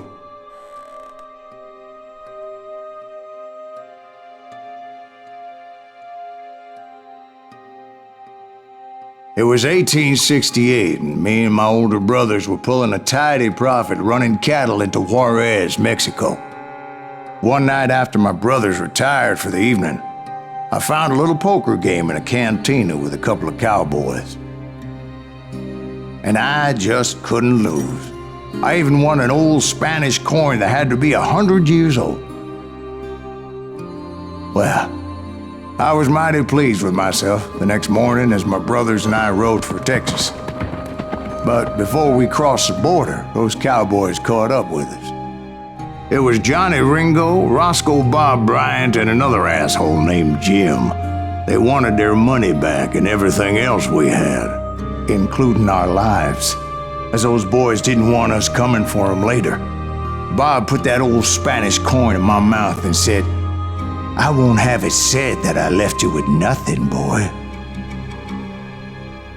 Well, those horses bolted, and there we hung as those bastards rode away. The branch finally snapped under the weight of the three of us, but being my older brothers were bigger and heavier, they were already dead. And right then I swore to myself that I would avenge them. Ringo you know about. But Bob eluded me, until I heard he was riding with the Wild Bunch.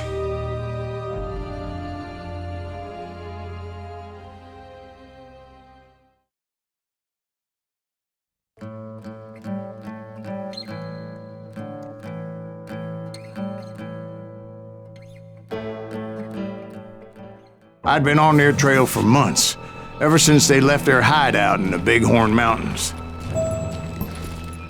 Led by Butch Cassidy, they were a loose association of outlaws who robbed banks and trains from Colorado to Montana. Among them was the Sundance Kid, and that murderous hombre I was tracking, Roscoe Bob Bryant. Were you a part of that giant Pinkerton posse after the Wild Bunch?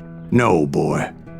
A circus like that would have slowed me down. Besides, I wanted Bryant all to myself. I'd heard about a large shipment of gold being transported to Wilcox, Wyoming on the Overland Flyer.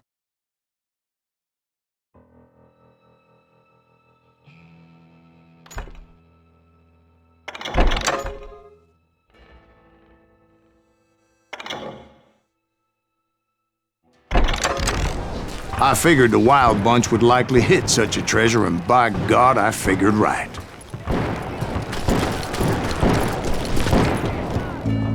They blew the bridge with the intention of forcing the train to stop. Well, I assumed the Wild Bunch was likely in the still intact part of the train high above, so I had no choice but to make my way up through the passenger cars dangling down.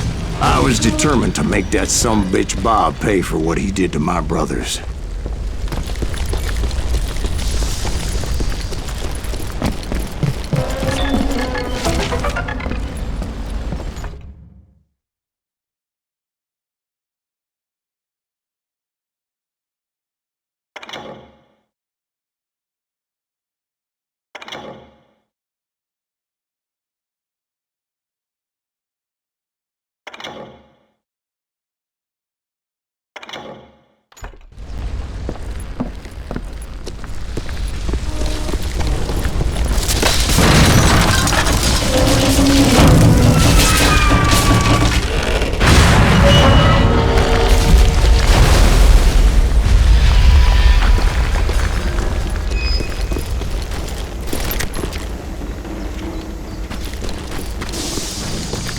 Ears are still ringing from blowing up that bridge.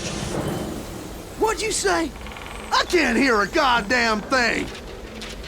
Well, I made my way off unscathed and came upon a few members of the gang and had no choice but to dispatch them.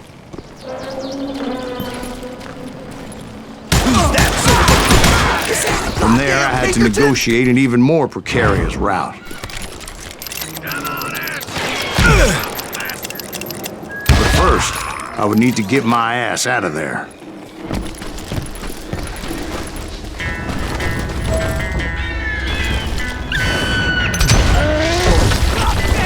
I jumped from the frying pan into the fire as the train was clearly fixing to fall. I had found the gang, but in order to find old Bob, I needed to fight my way forward past the whole passel of desperados. Outside, inside, any way I could, I made my way towards my prey. Well, what about the passengers? It was mostly a freight train, as I recall. There were no passengers aboard that day.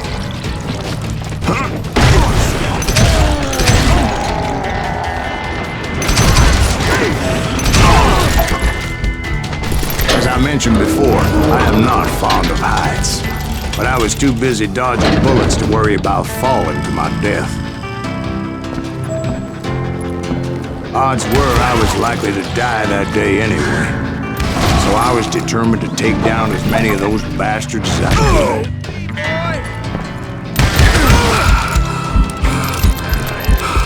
At times, it was like shooting ducks in a shooting gallery. The only difference is these damn ducks shot back.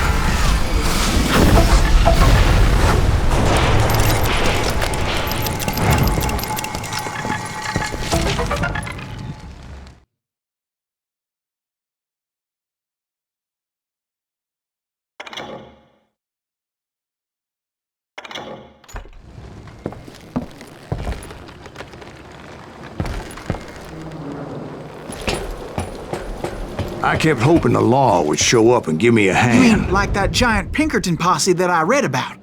Did they come riding in, guns a-blazing to help?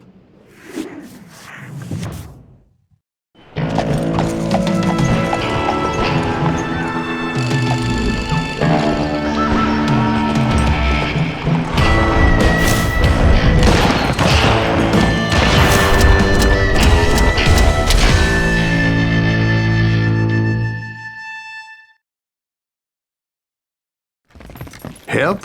From the Pinkertons? No, son. I had to fight the wild bunch all by my lonesome, as usual. Who the hell is that? He's out of his mind!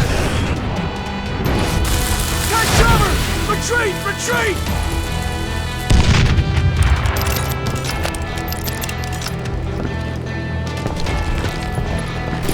He's killing everybody! He called down the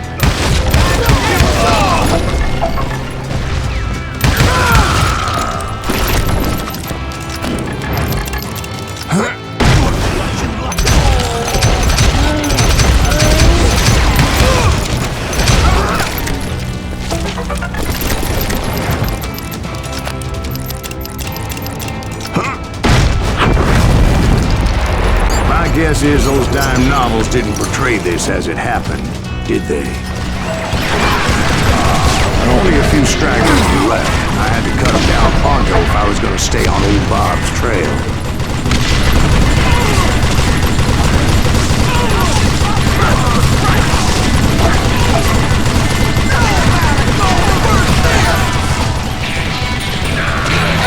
If you want to live!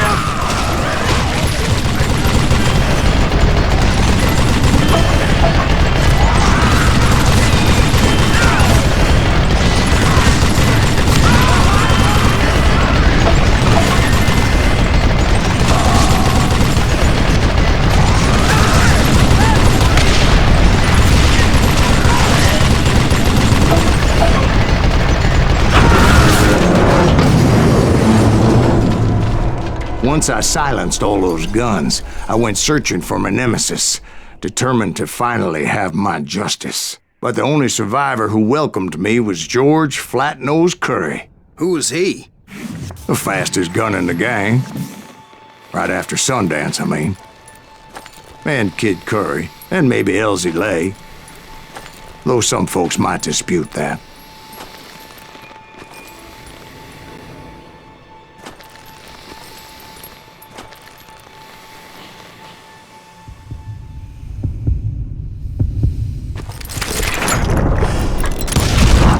On that very same day, Butch Cassidy and the Sundance Kid decided to leave the Wild Bunch behind and decamped for South America.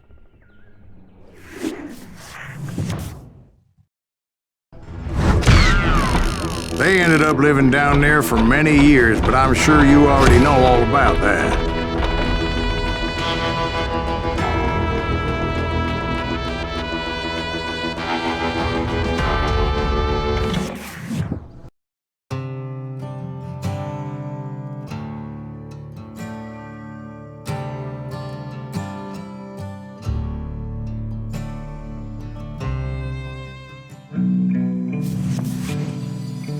I tried to find Bob Bryant, but it was as if he'd disappeared. Sometime later, I heard the Wild Bunch was back together. Kid Curry escaped from jail, and now he was running the whole shebang. So I took to their trail, as I was still in pursuit of my brother's killer and hoped that he was back with him.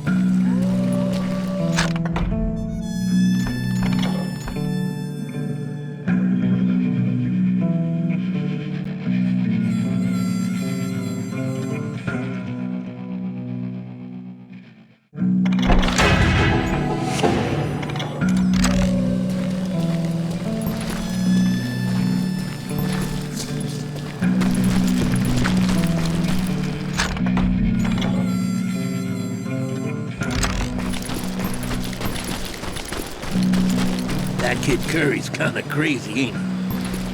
Don't let him hear you saying that. Anyways, I tracked those boys to a camp right outside Parachute, Colorado. Being outnumbered, I didn't bother with a warning shot. I just started taking those bastards down. Old Bob wasn't among them, neither was Kid Curry. I could sense him close by, however, plotting something nasty. I just needed a clue as to their whereabouts.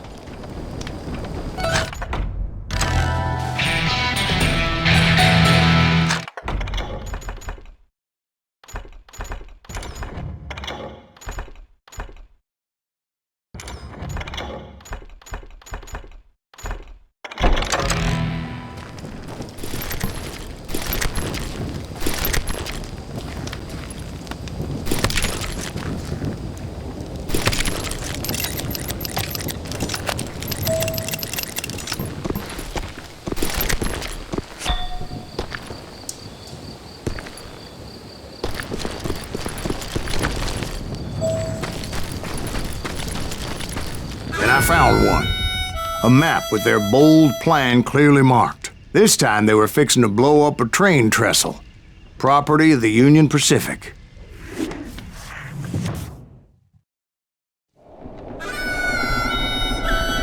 The plan clearly indicated how they were fixing to undermine several of the weakest wooden supports.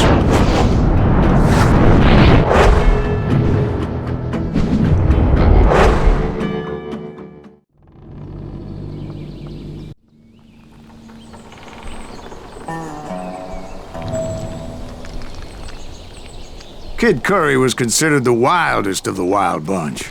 It was said that he fathered 85 bastard children, though some say it was only 5.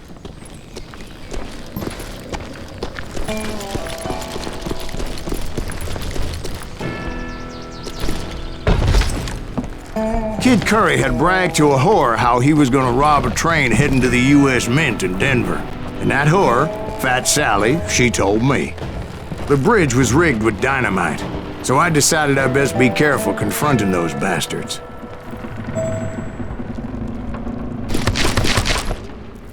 And I made it a point to remove any dynamite that I came across. A moment later, I saw a ladder that somehow had escaped my attention. Up now. Don't worry, I know what I'm doing.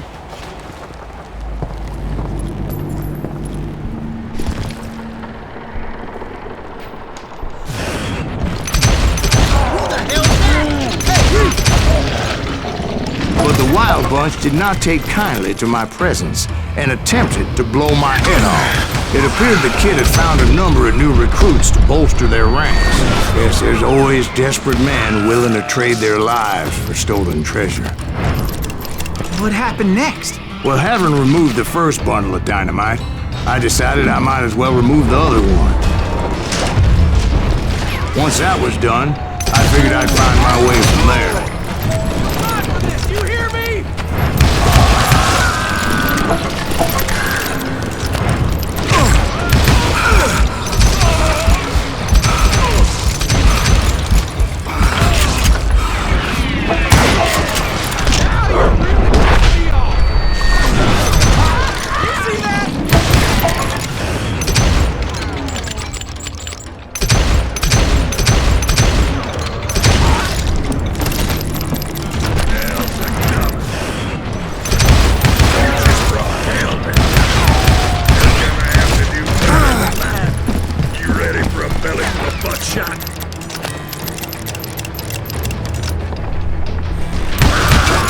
So, what happened then?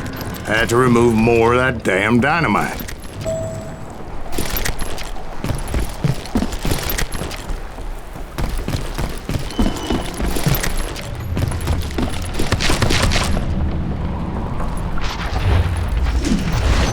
It must have been terrifying trying to make your way across. I was sweating it a bit, but then I noticed a footbridge tied up on high, so I shot the rope.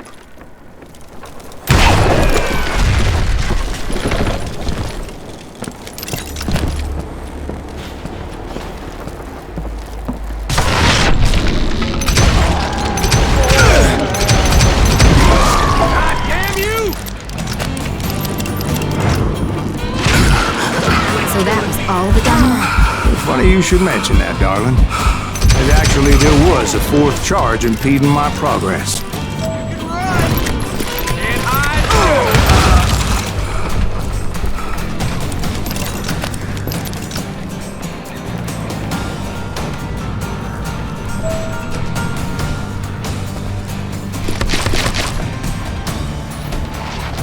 Once I removed it, my path was pretty clear.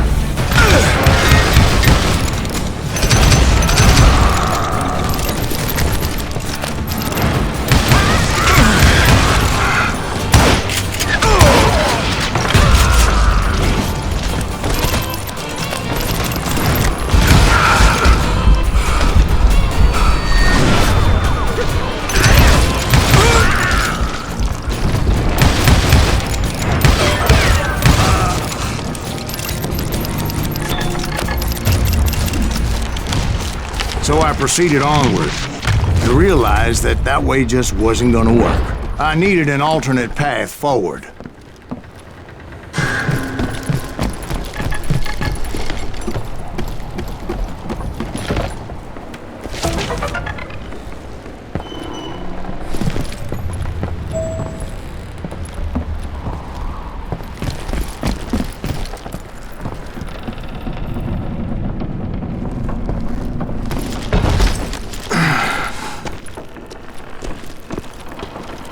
Luckily, I found a cave, and as I made my way back to the bridge, I saw something that concerned me. There was a long burning fuse, and it was moving fast as hell. I had to catch it.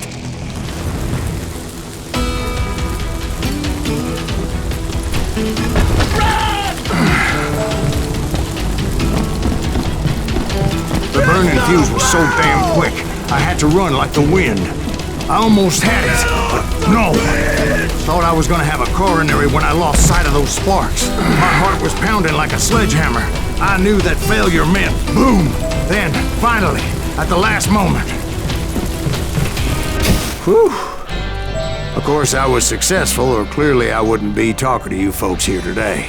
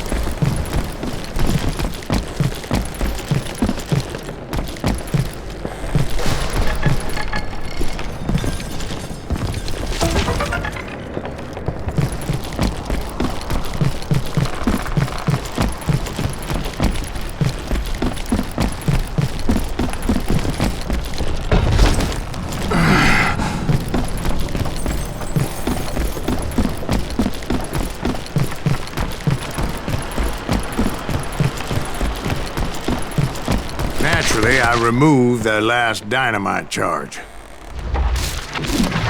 Well, it was a touching reunion. But by this time, I was thoroughly exhausted and dragging my ass as I was not a young man anymore.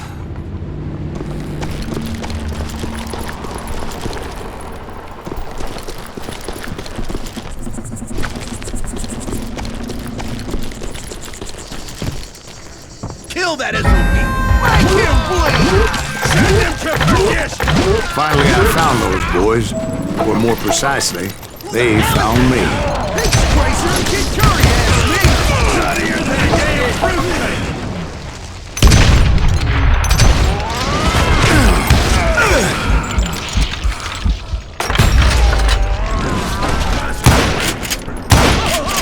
Just when I thought things couldn't get worse, Kid Curry opened up on me with a goddamn Gatling gun.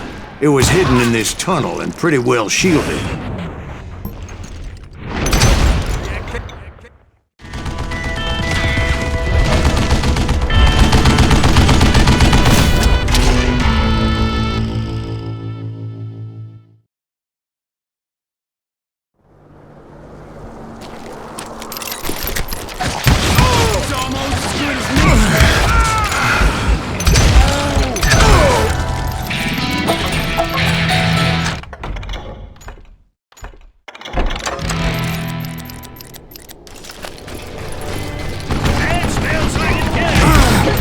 Luckily, I had located some dynamite.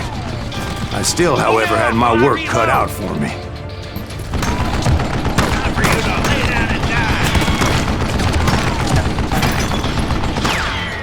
What are you? Yellow? Yeah! You know who I am? God damn it, I need some help here! Come on, boys! Take this subbitch out! Like this, cocksucker! Move it, boys! Kill that dick! Hear that?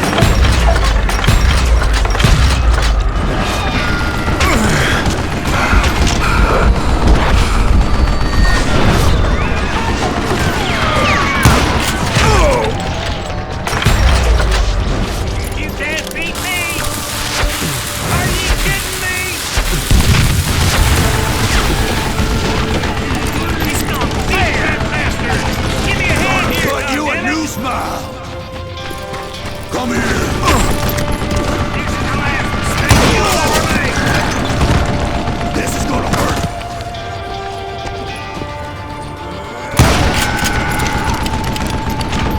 You're gonna bleed! You know who I am!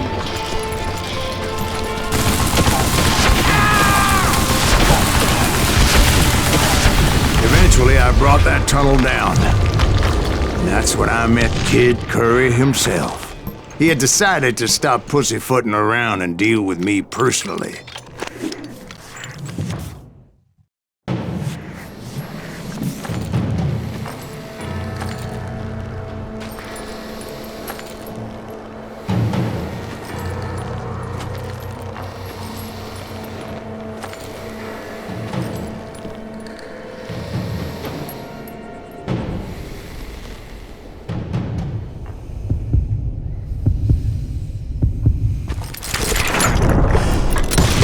Fast as he was, I was just a bit faster.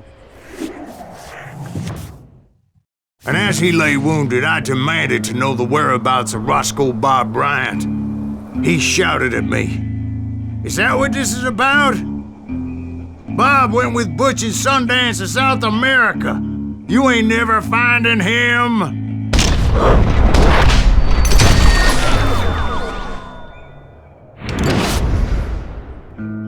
Those were his last words.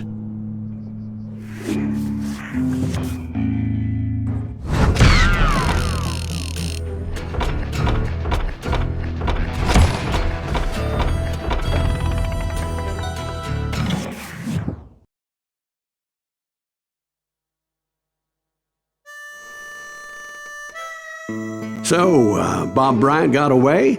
I knew I'd never find him in South America. What about the other killer? Yeah, you kinda glossed over that one. Well, I found Jim not long after my showdown with Ringo. At the time, he was riding with the James Younger gang. Did I neglect to mention that?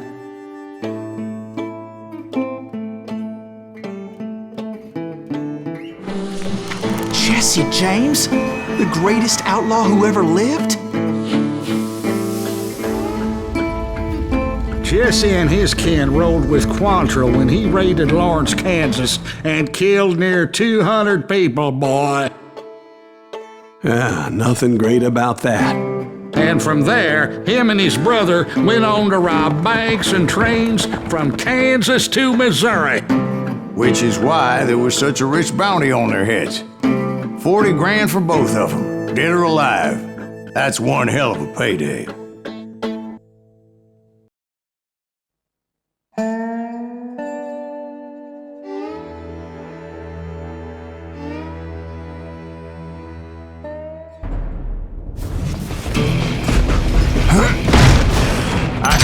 Them as they were robbing a train.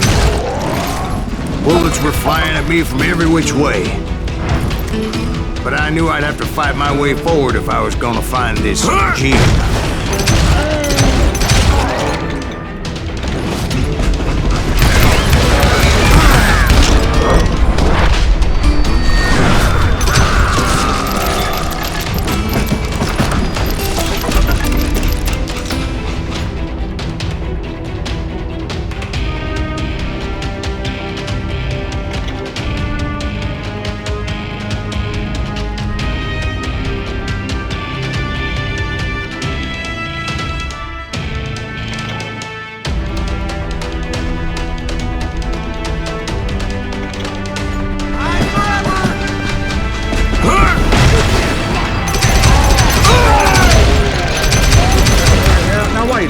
How'd they stop this train in the first place? Well, the James boys were experts at this.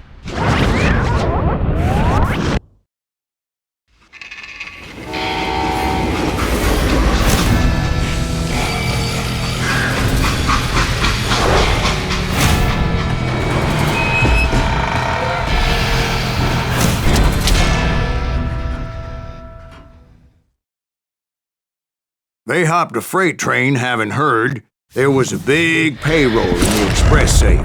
So, I hopped the same train.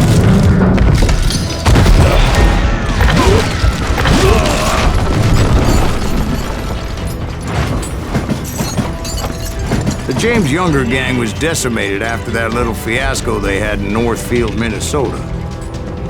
So Jesse needed more men and took on the killer I was after, along with a host of others.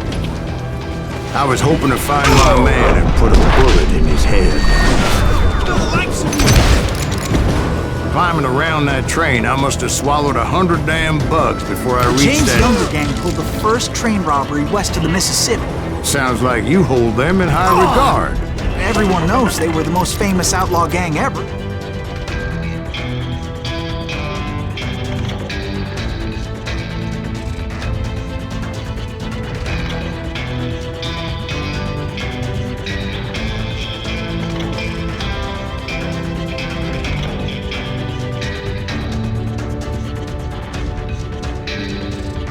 And you took them all on by your lonesome. Again. I'm finding this all a little hard to swallow, friend. Well, maybe you need to wash it down with some whiskey. By the way, did I mention that that train was flying down those tracks like a bat out of hell?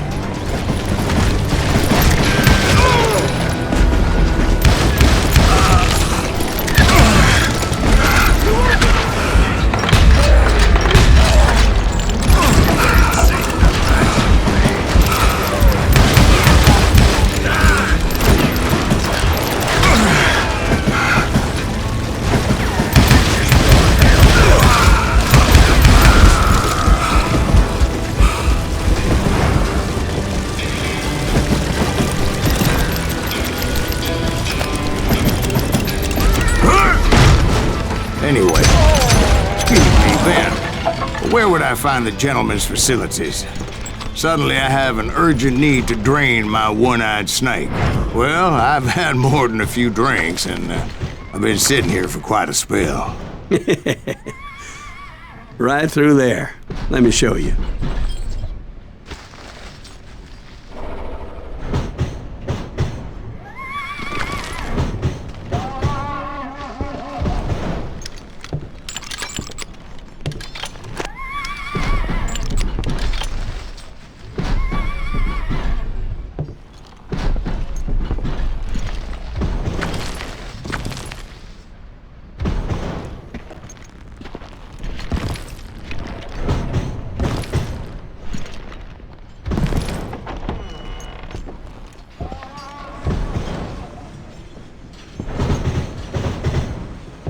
I never heard so much malarkey in my life.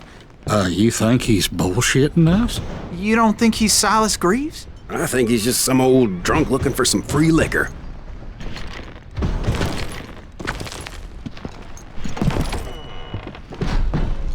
I don't know, Jack. I think I believe him. You don't think he met Jesse James? Oh, you gotta be kidding me. That story makes no sense at all. Jack. I mean, you gotta be 2 bricks short of a load to believe that cock and bull story. I don't agree. Jack, lay off the But bar. you seriously think that tired old man went toe-to-toe with Jesse James? Well, that's better. Did I mention that this Jim was married to the infamous Belle Starr? Of course, I didn't learn that until later. Anyway, I made my way forward the best I could. Around the sides, over the roof.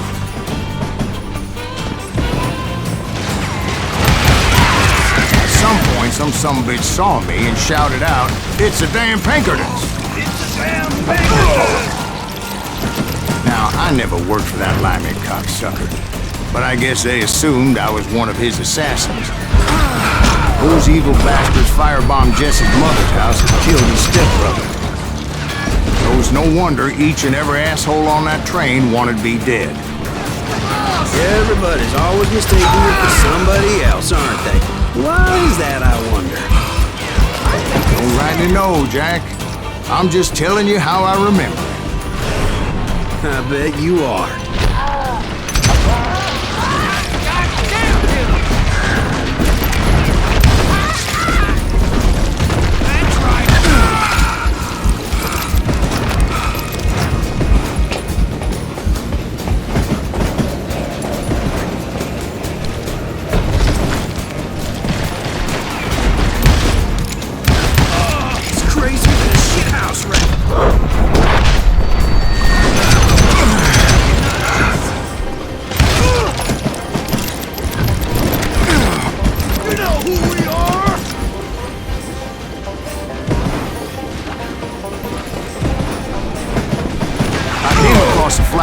Piled high with logs and had to come up with a creative way to make my way forward. Son of a bitch!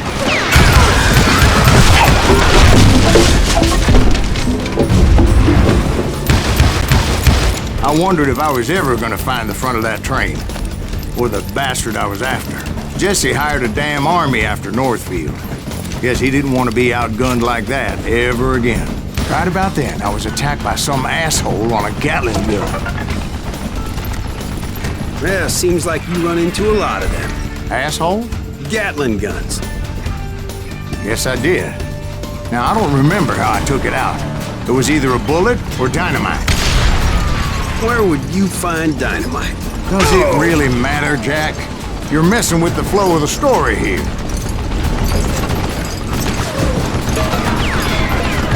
You're done.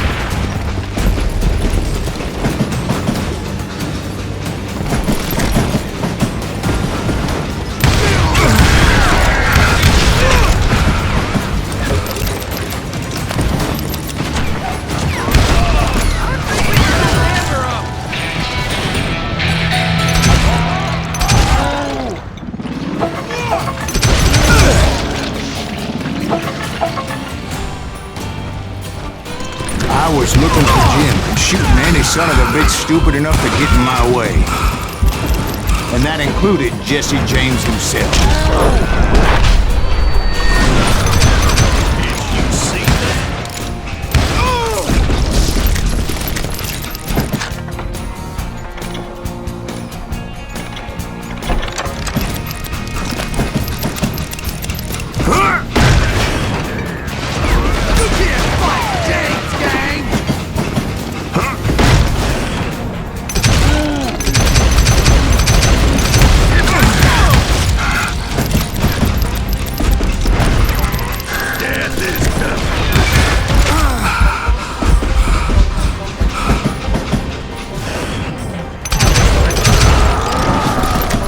Sure were a lot of men determined to die that day.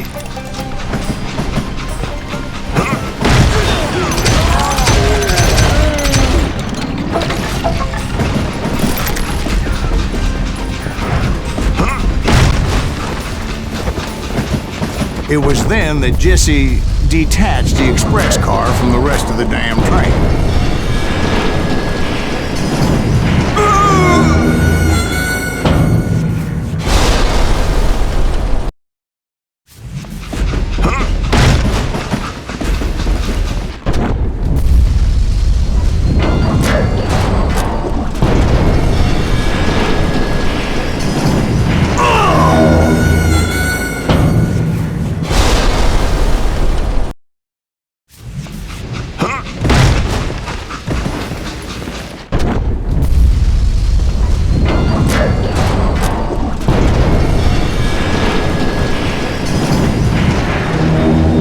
See Jesse waiting for me, fixing to kill me so he could get away with all that money.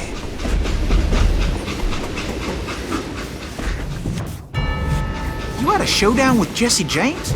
Of course he didn't. Everybody knows that Jesse was killed by Bob Ford. Yeah, Jesse went out like John Wesley Hardin. Coward shot him in the back of the head. Guess it doesn't matter how far you run, does it, Ben? Your past always catches up with you.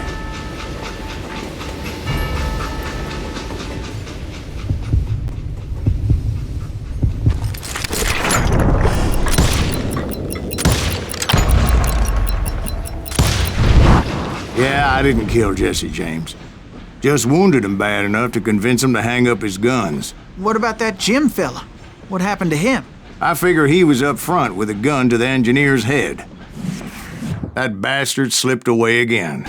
I'll tell you how I got him. But first I need to wet my whistle.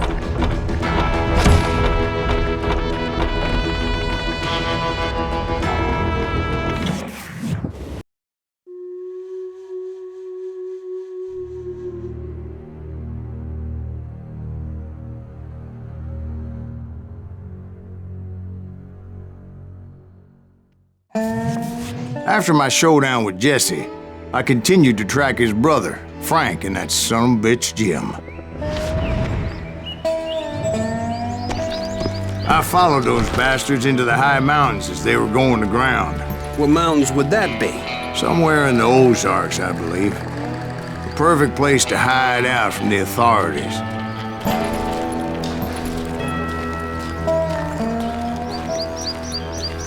In fact, before I could find them, some Indians who fled the res and were hiding out from the military found me first. They probably thought I was a cavalry scout and didn't want me telling the military where they were. Indians? Yeah, they could have been Cheyenne, but there was all sorts of renegades roaming the landscape back then.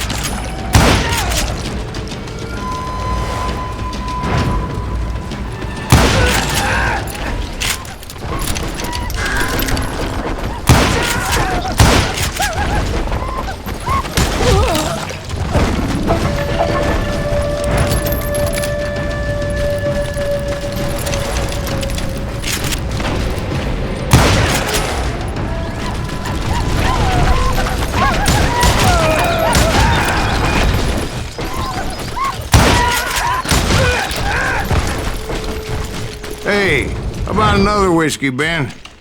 Nothing better to soothe the troubled soul.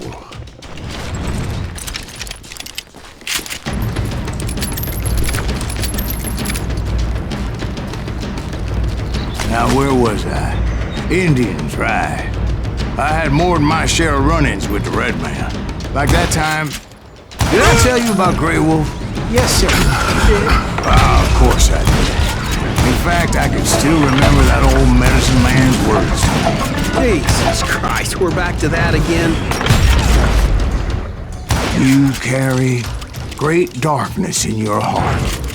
It will claim your soul.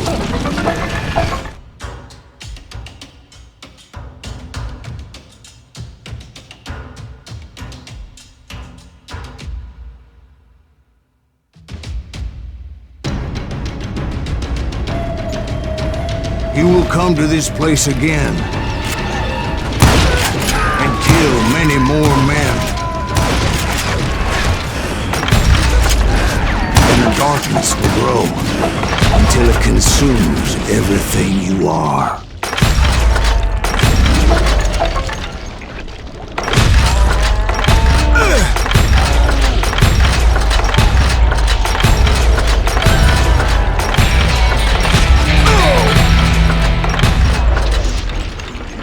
So, did you ever find it? The man you were after? Let me ask you something, Ben. You ever think about death? Mr. Greaves, are you all right? Ooh, death. Ooh, death.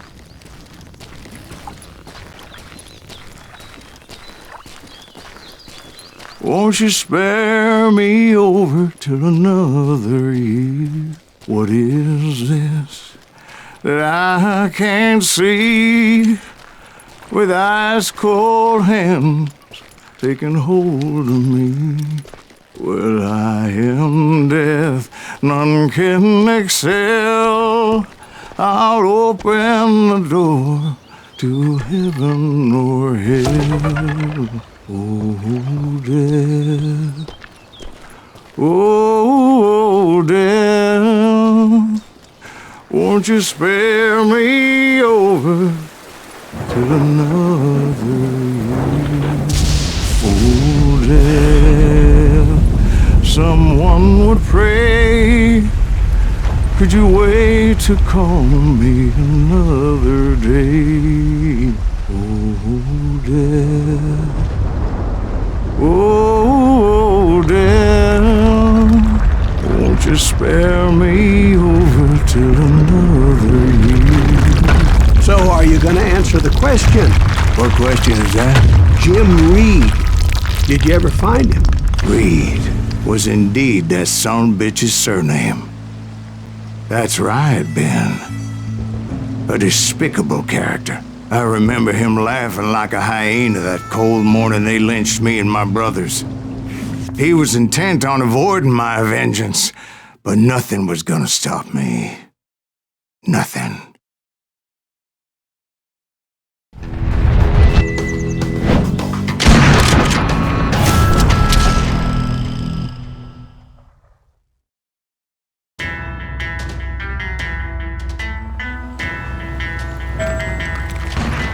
I finally did track those outlaws down. They had long rifles with scopes and were well positioned to pick off any poor soul who came anywhere close.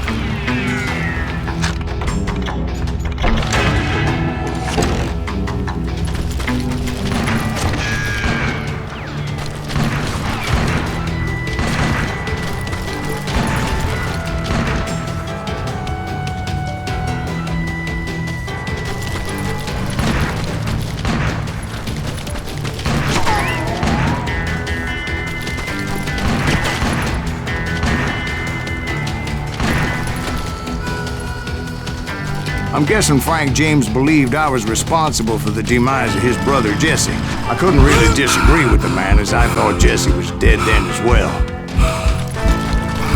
He backed off as I closed in on him, but he was still intent on killing me. And when I closed in on him again, he backed off again, looking for a better angle on me.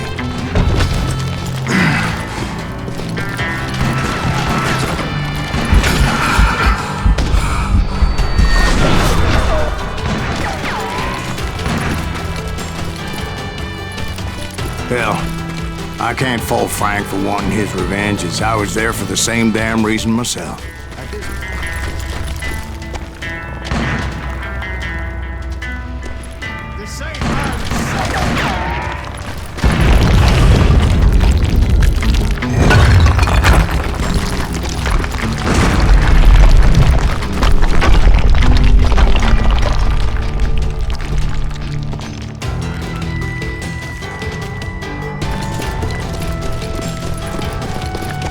Isn't that why you were hunting the James gang? The James gang. Right. I finally found Frank holed up in his mountain cabin, and he was determined to have me dead. It was a pitched battle that could have gone either way. Luckily, I had some dynamite in my possession. Dynamite. That son of a bitch! Take him out! He's just one man! Put him down! I want that bastard dead!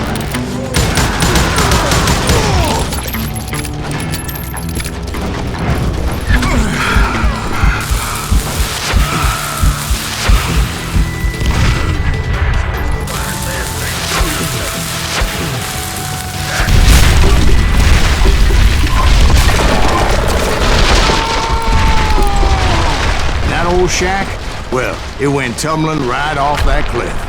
With Frank James still in it? Yes, sir. But Frank James is still alive, living in Missouri, showing folks around the family farm for 25 cents a tour. I didn't say he died in the fall, now did I?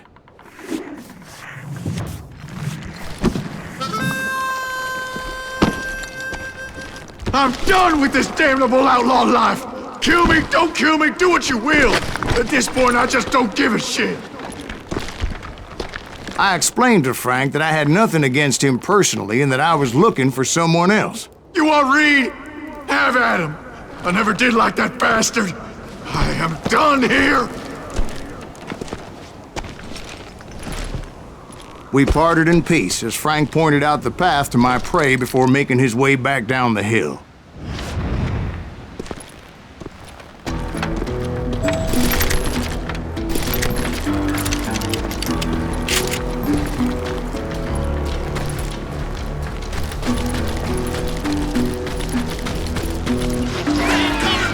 So what happened with me? Well, I finally found the last of the gang hiding in a nearby...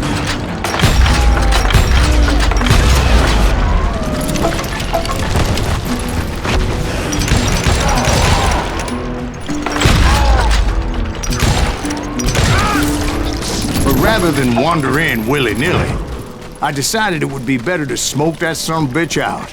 "Hey, Reed!" I shouted. "No wonder you're so ornery. Can't be easy being married to Belle Starr. While you're off providing for the family, she's spreading her legs for every Tom, Dick, and Cole Younger. Not an attractive woman exactly, but very friendly. At least she was to me." Son of a bitch! It was then that the last bunch of bandits jumped out of hiding. Why won't this asshole give up? Would someone please kill him?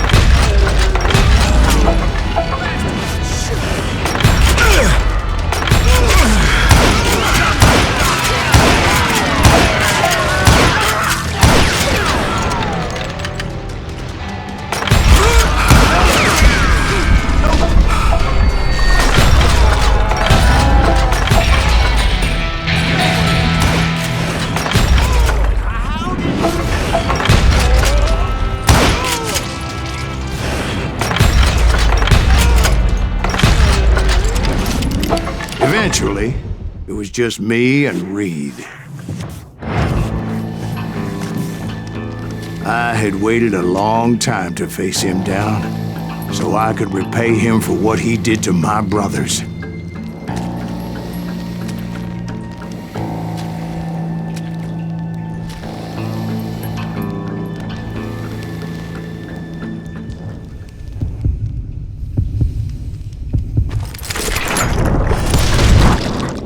And repay him I did.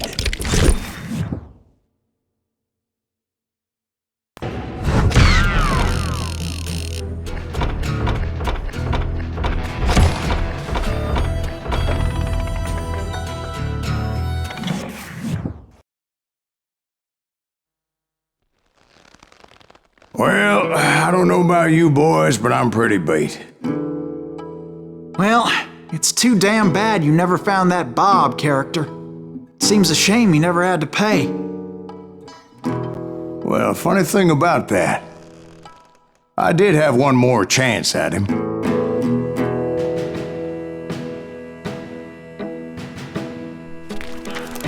Six months ago, I heard that Butch and Sundance were back in the States and had gathered up some of their old gang. I tracked them down, hoping that Roscoe Bob Bryant had returned with them. So you're saying they didn't die down in Bolivia? That's what I'm saying.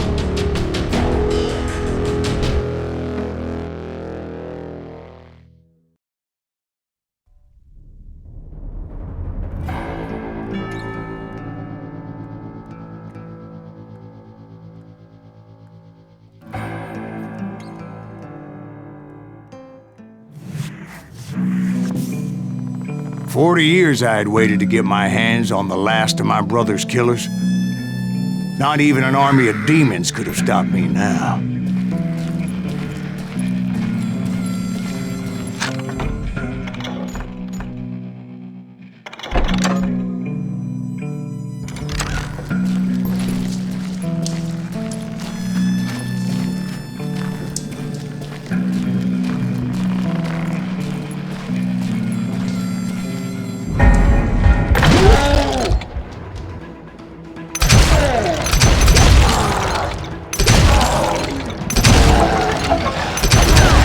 Both Johnny Ringo and Jim Reed fell fairly quickly.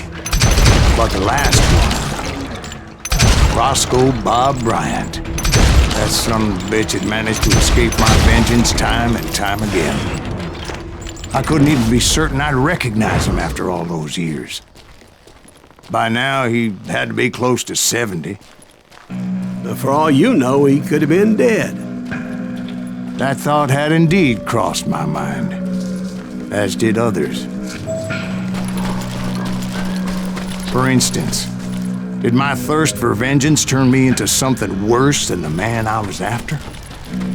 By this point in my storied career, I had killed more men than Bob Bryant ever had.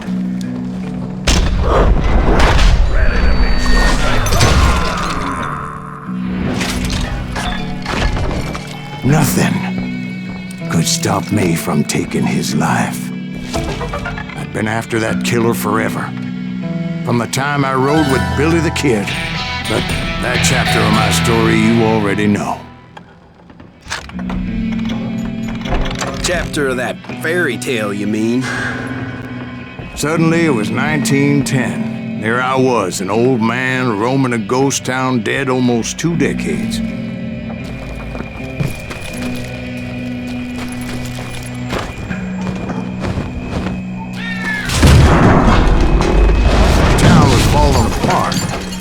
Just like me.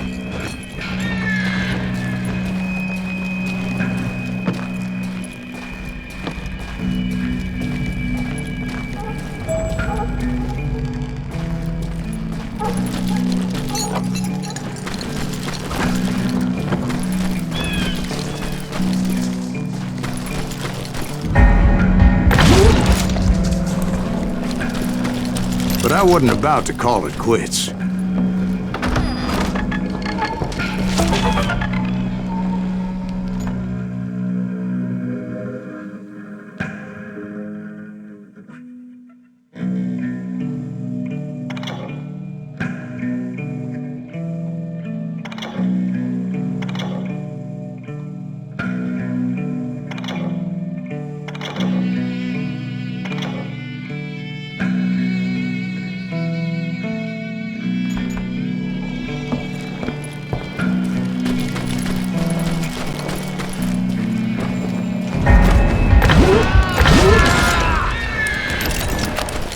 Even though the ghosts of my dead brothers were begging me to end what I started so long ago. Mr. Greaves, are you all right? Would you like some water? The Wild Bunch knew I was there. They were after a treasure they had hidden before they fled, buried in a grave of a dead amigo. I intended to fill that grave with Bob Bryant's corpse. But like I said, The bandits knew I was on to them.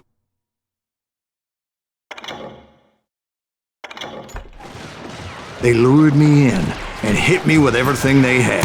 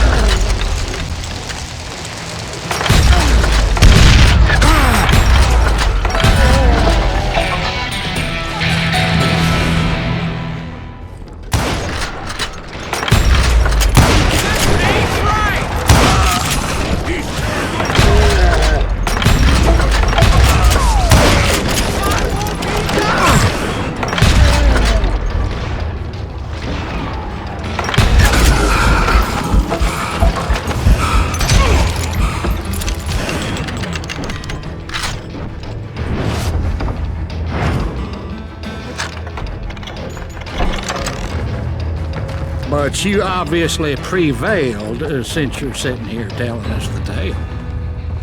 Actually, in that moment, I did not prevail. So I suppose we're talking to a ghost. Funny you should put it like that, Jack.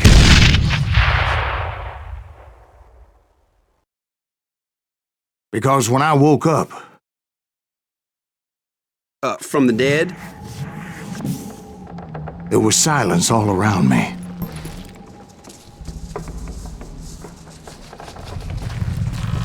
I could swear to God I saw Billy then. Billy who? Billy the Kid. William Bonney. He was shooting at me from a rooftop. Here and there. Even over there. So I am right. You are touched in the head. Mr. Greaves, perhaps we should switch you to coffee? You see that old Indian again, too? No, but I did see Billy's killer. Patrick Floyd Garrett.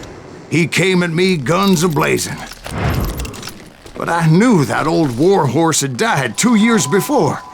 I wondered if maybe I was dead too and confronting the ghosts of my past. Perhaps all my sins were coming back to haunt me and drag me down to perdition. I saw Henry Plummer throw dynamite at me. In the gates of the cemetery, I saw John Wesley Hardin, just like I remembered him.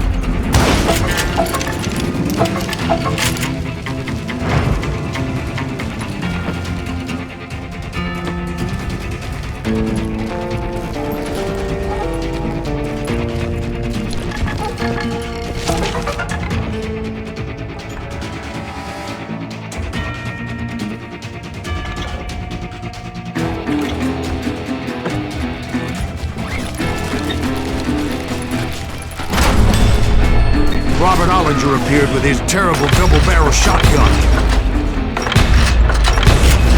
No ghost army was stopping me. My father-in-law got hit with a falling branch. He spent the rest of his life talking to dogs. Newman Hayes Clanton, William Brocious, John Peters Ringo, they all wanted me dead.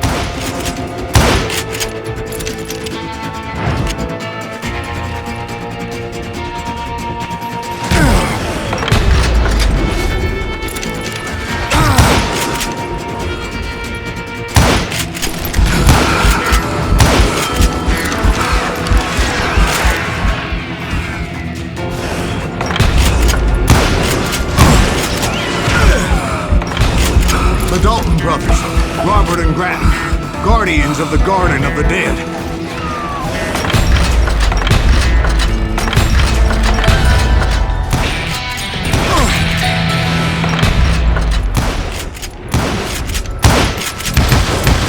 George Curry and Harvey Logan, alias Kid Curry, both thirsty for vengeance from the great beyond.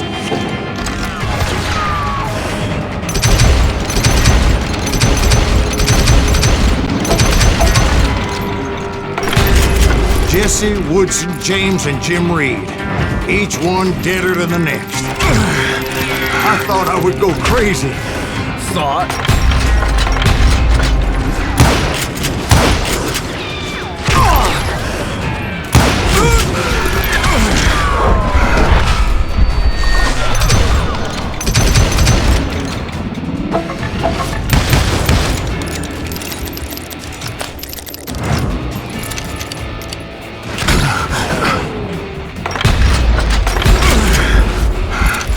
Finally, I saw Harry Alonzo Longabaugh. The Sundance Kid?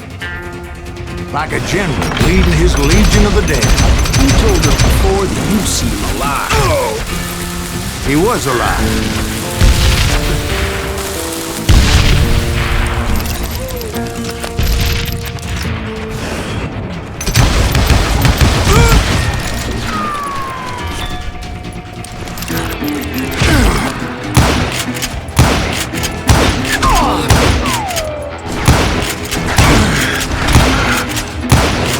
Then I heard a voice call to me from afar.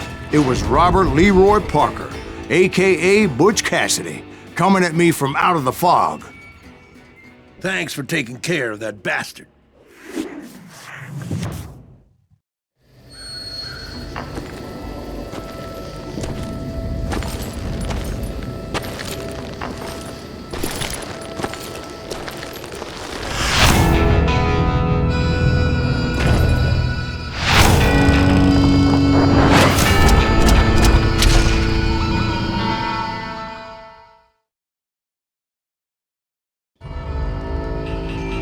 But the kid wasn't quite deceased.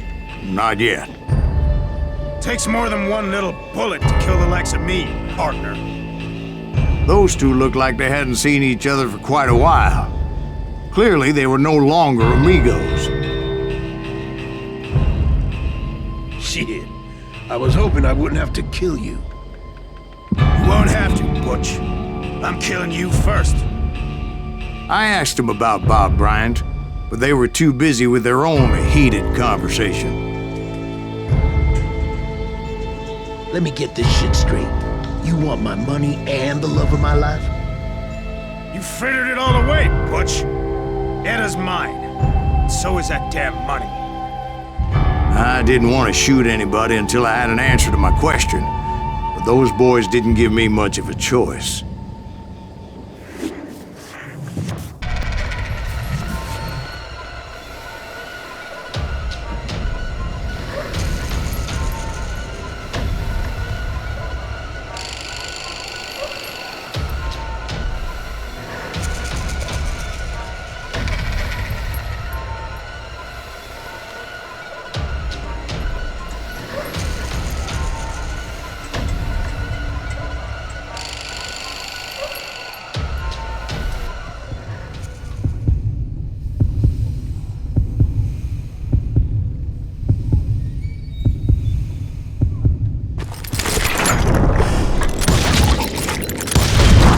Butch Cassidy and the Sundance Kid died there in that cemetery not 6 months ago.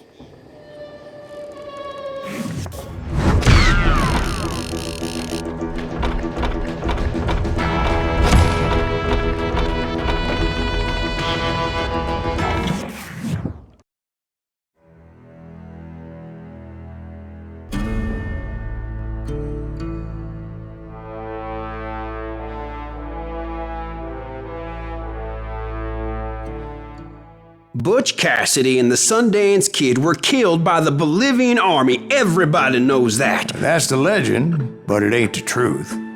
So, you never found Bob? There is no Bob. This old sumbitch ain't even Silas Greaves. Sir, is that true? Have you been pulling our legs this whole time? Well, not the whole time. Oh man, I think you've worn out your welcome here. Maybe you're right, Jack. Maybe it's time to pay. You see, Ben, or should I say Bob, your past always catches up with you. I was a different man back then, crazy. Drinking, I've changed my ways, I swear to you. If I could turn back the clock, But you can't, Bob.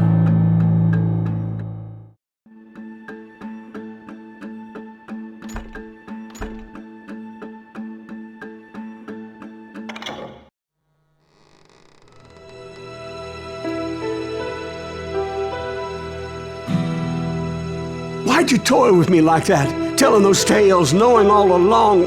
Why not just lay your cards on the table? Here. I won't have it said that I left you with nothing.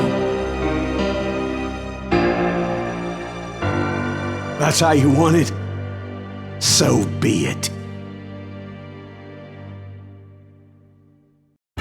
Holy shit! Right, Molly, move against that wall. Go!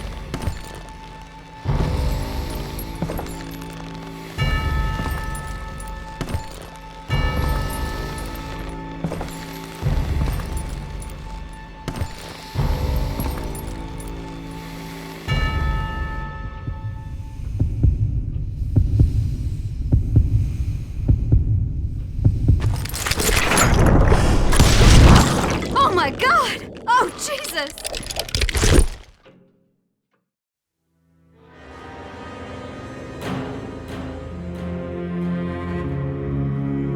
Did you know it was him all along?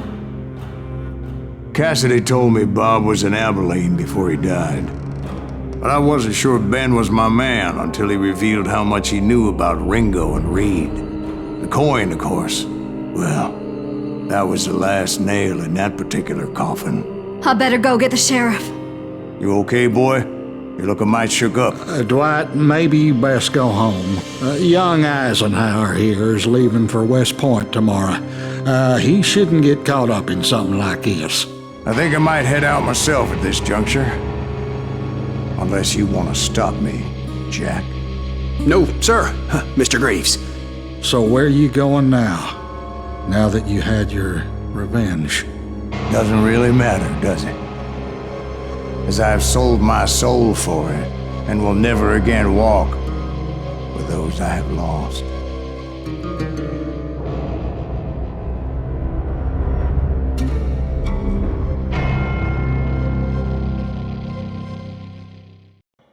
Ooh, dear.